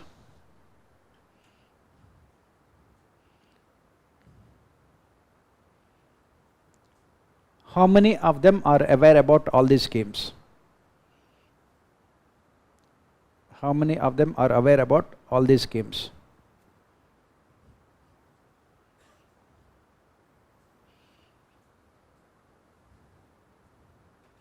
It mostly results in systematic corruption.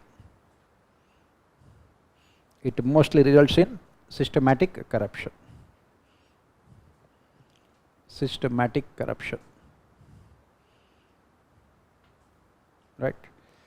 Next reason why they are a failure. Next reason why they are a failure. Since independence,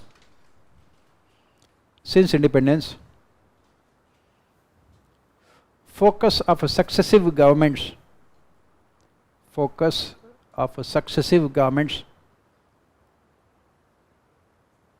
has been mostly on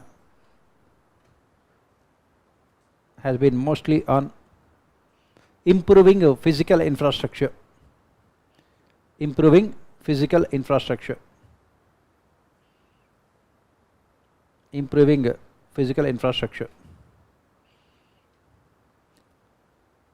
Between 1950s and 1990s, entire planning process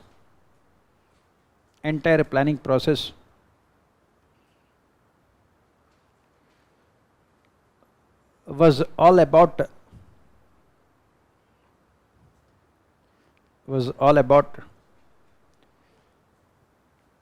physical infrastructure in the form of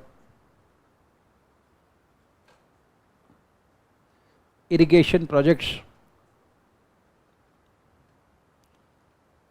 and public sector enterprises.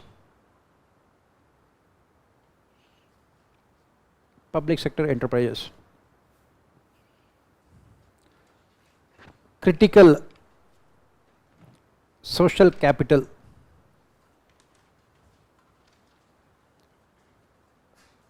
was completely ignored.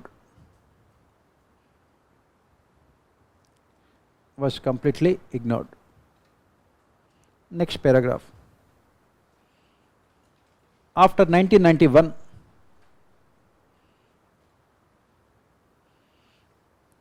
India had opted for a neoliberal state. Neoliberal state, wherein the state has delegated most of its functions to the private sector.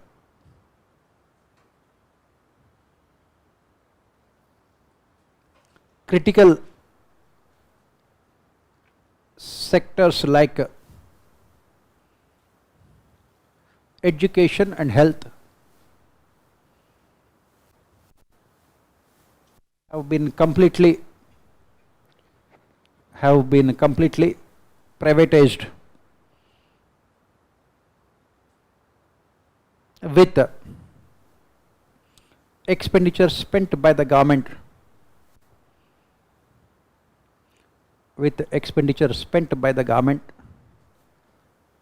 coming down drastically.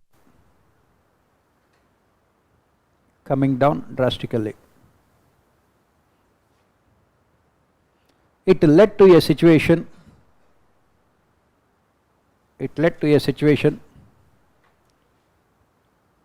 wherein rich and middle class sections of society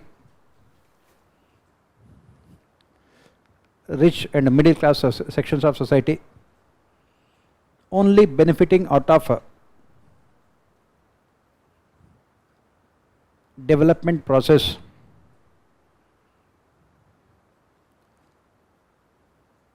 due to their access to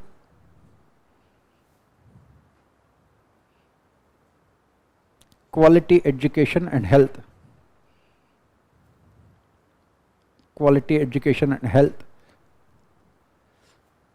Provided by private sector.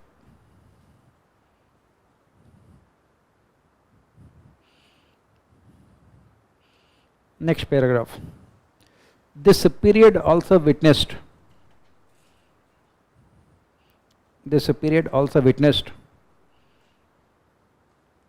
rapid increase in population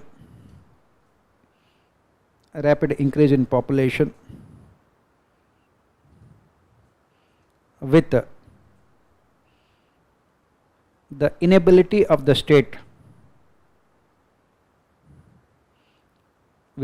inability of the state to transform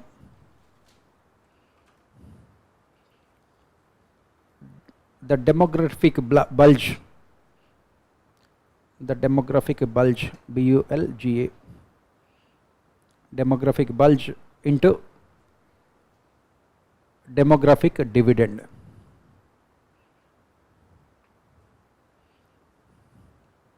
Human resource development, HRD, has been consciously ignored, CONSCIOUSLY,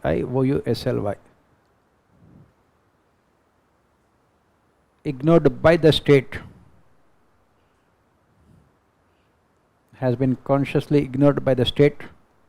with more focus on welfare and subsidies.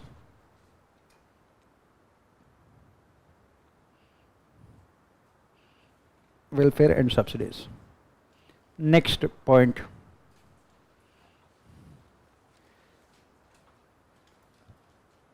Developmental schemes are implemented by bureaucracy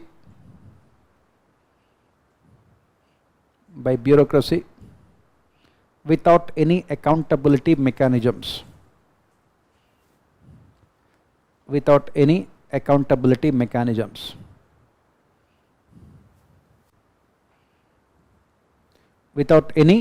accountability mechanisms. Citizen participation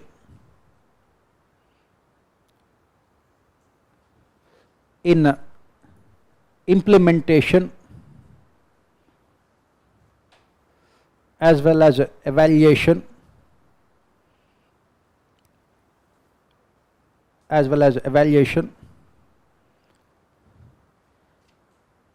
citizen participation in implementation as well as evaluation is completely absent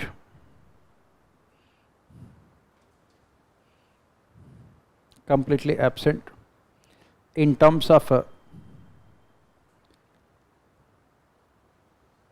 welfare and developmental administration.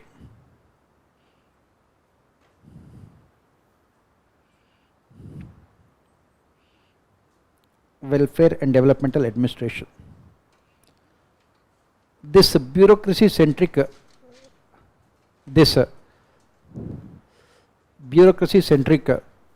administration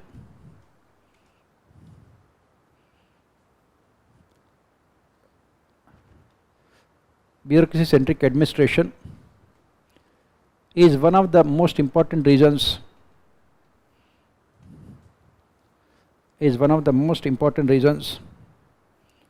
for a failure of public policies.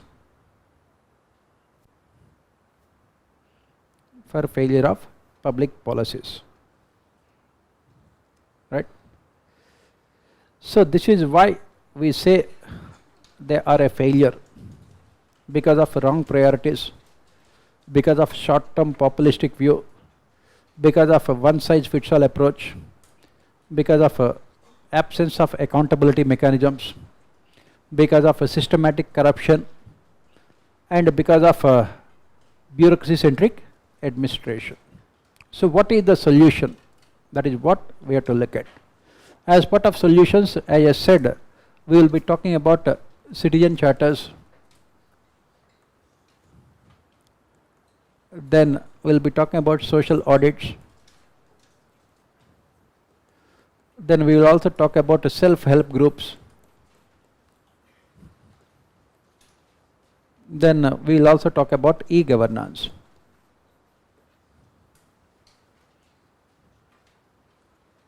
And please remember, all of them are there in our ethics paper also. All of them are there. Right? So I think, shall we stop it here? Right? So much of happiness, I can say. That is what is called true happiness. Right? And did you find out answer to the question that I have asked? What is happiness? Break. Yeah. Yes, if you keep on asking about a break all the time, you will break down only. Yes, what is happiness? Did you find answer? And what is God? I am not saying who is God. I am saying what is God. Pardon? I am not saying who is God, I repeat. What is God? What is the definition of God? Yes. What is the definition of God?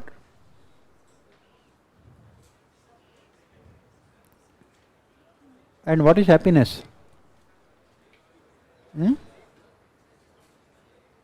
Pardon?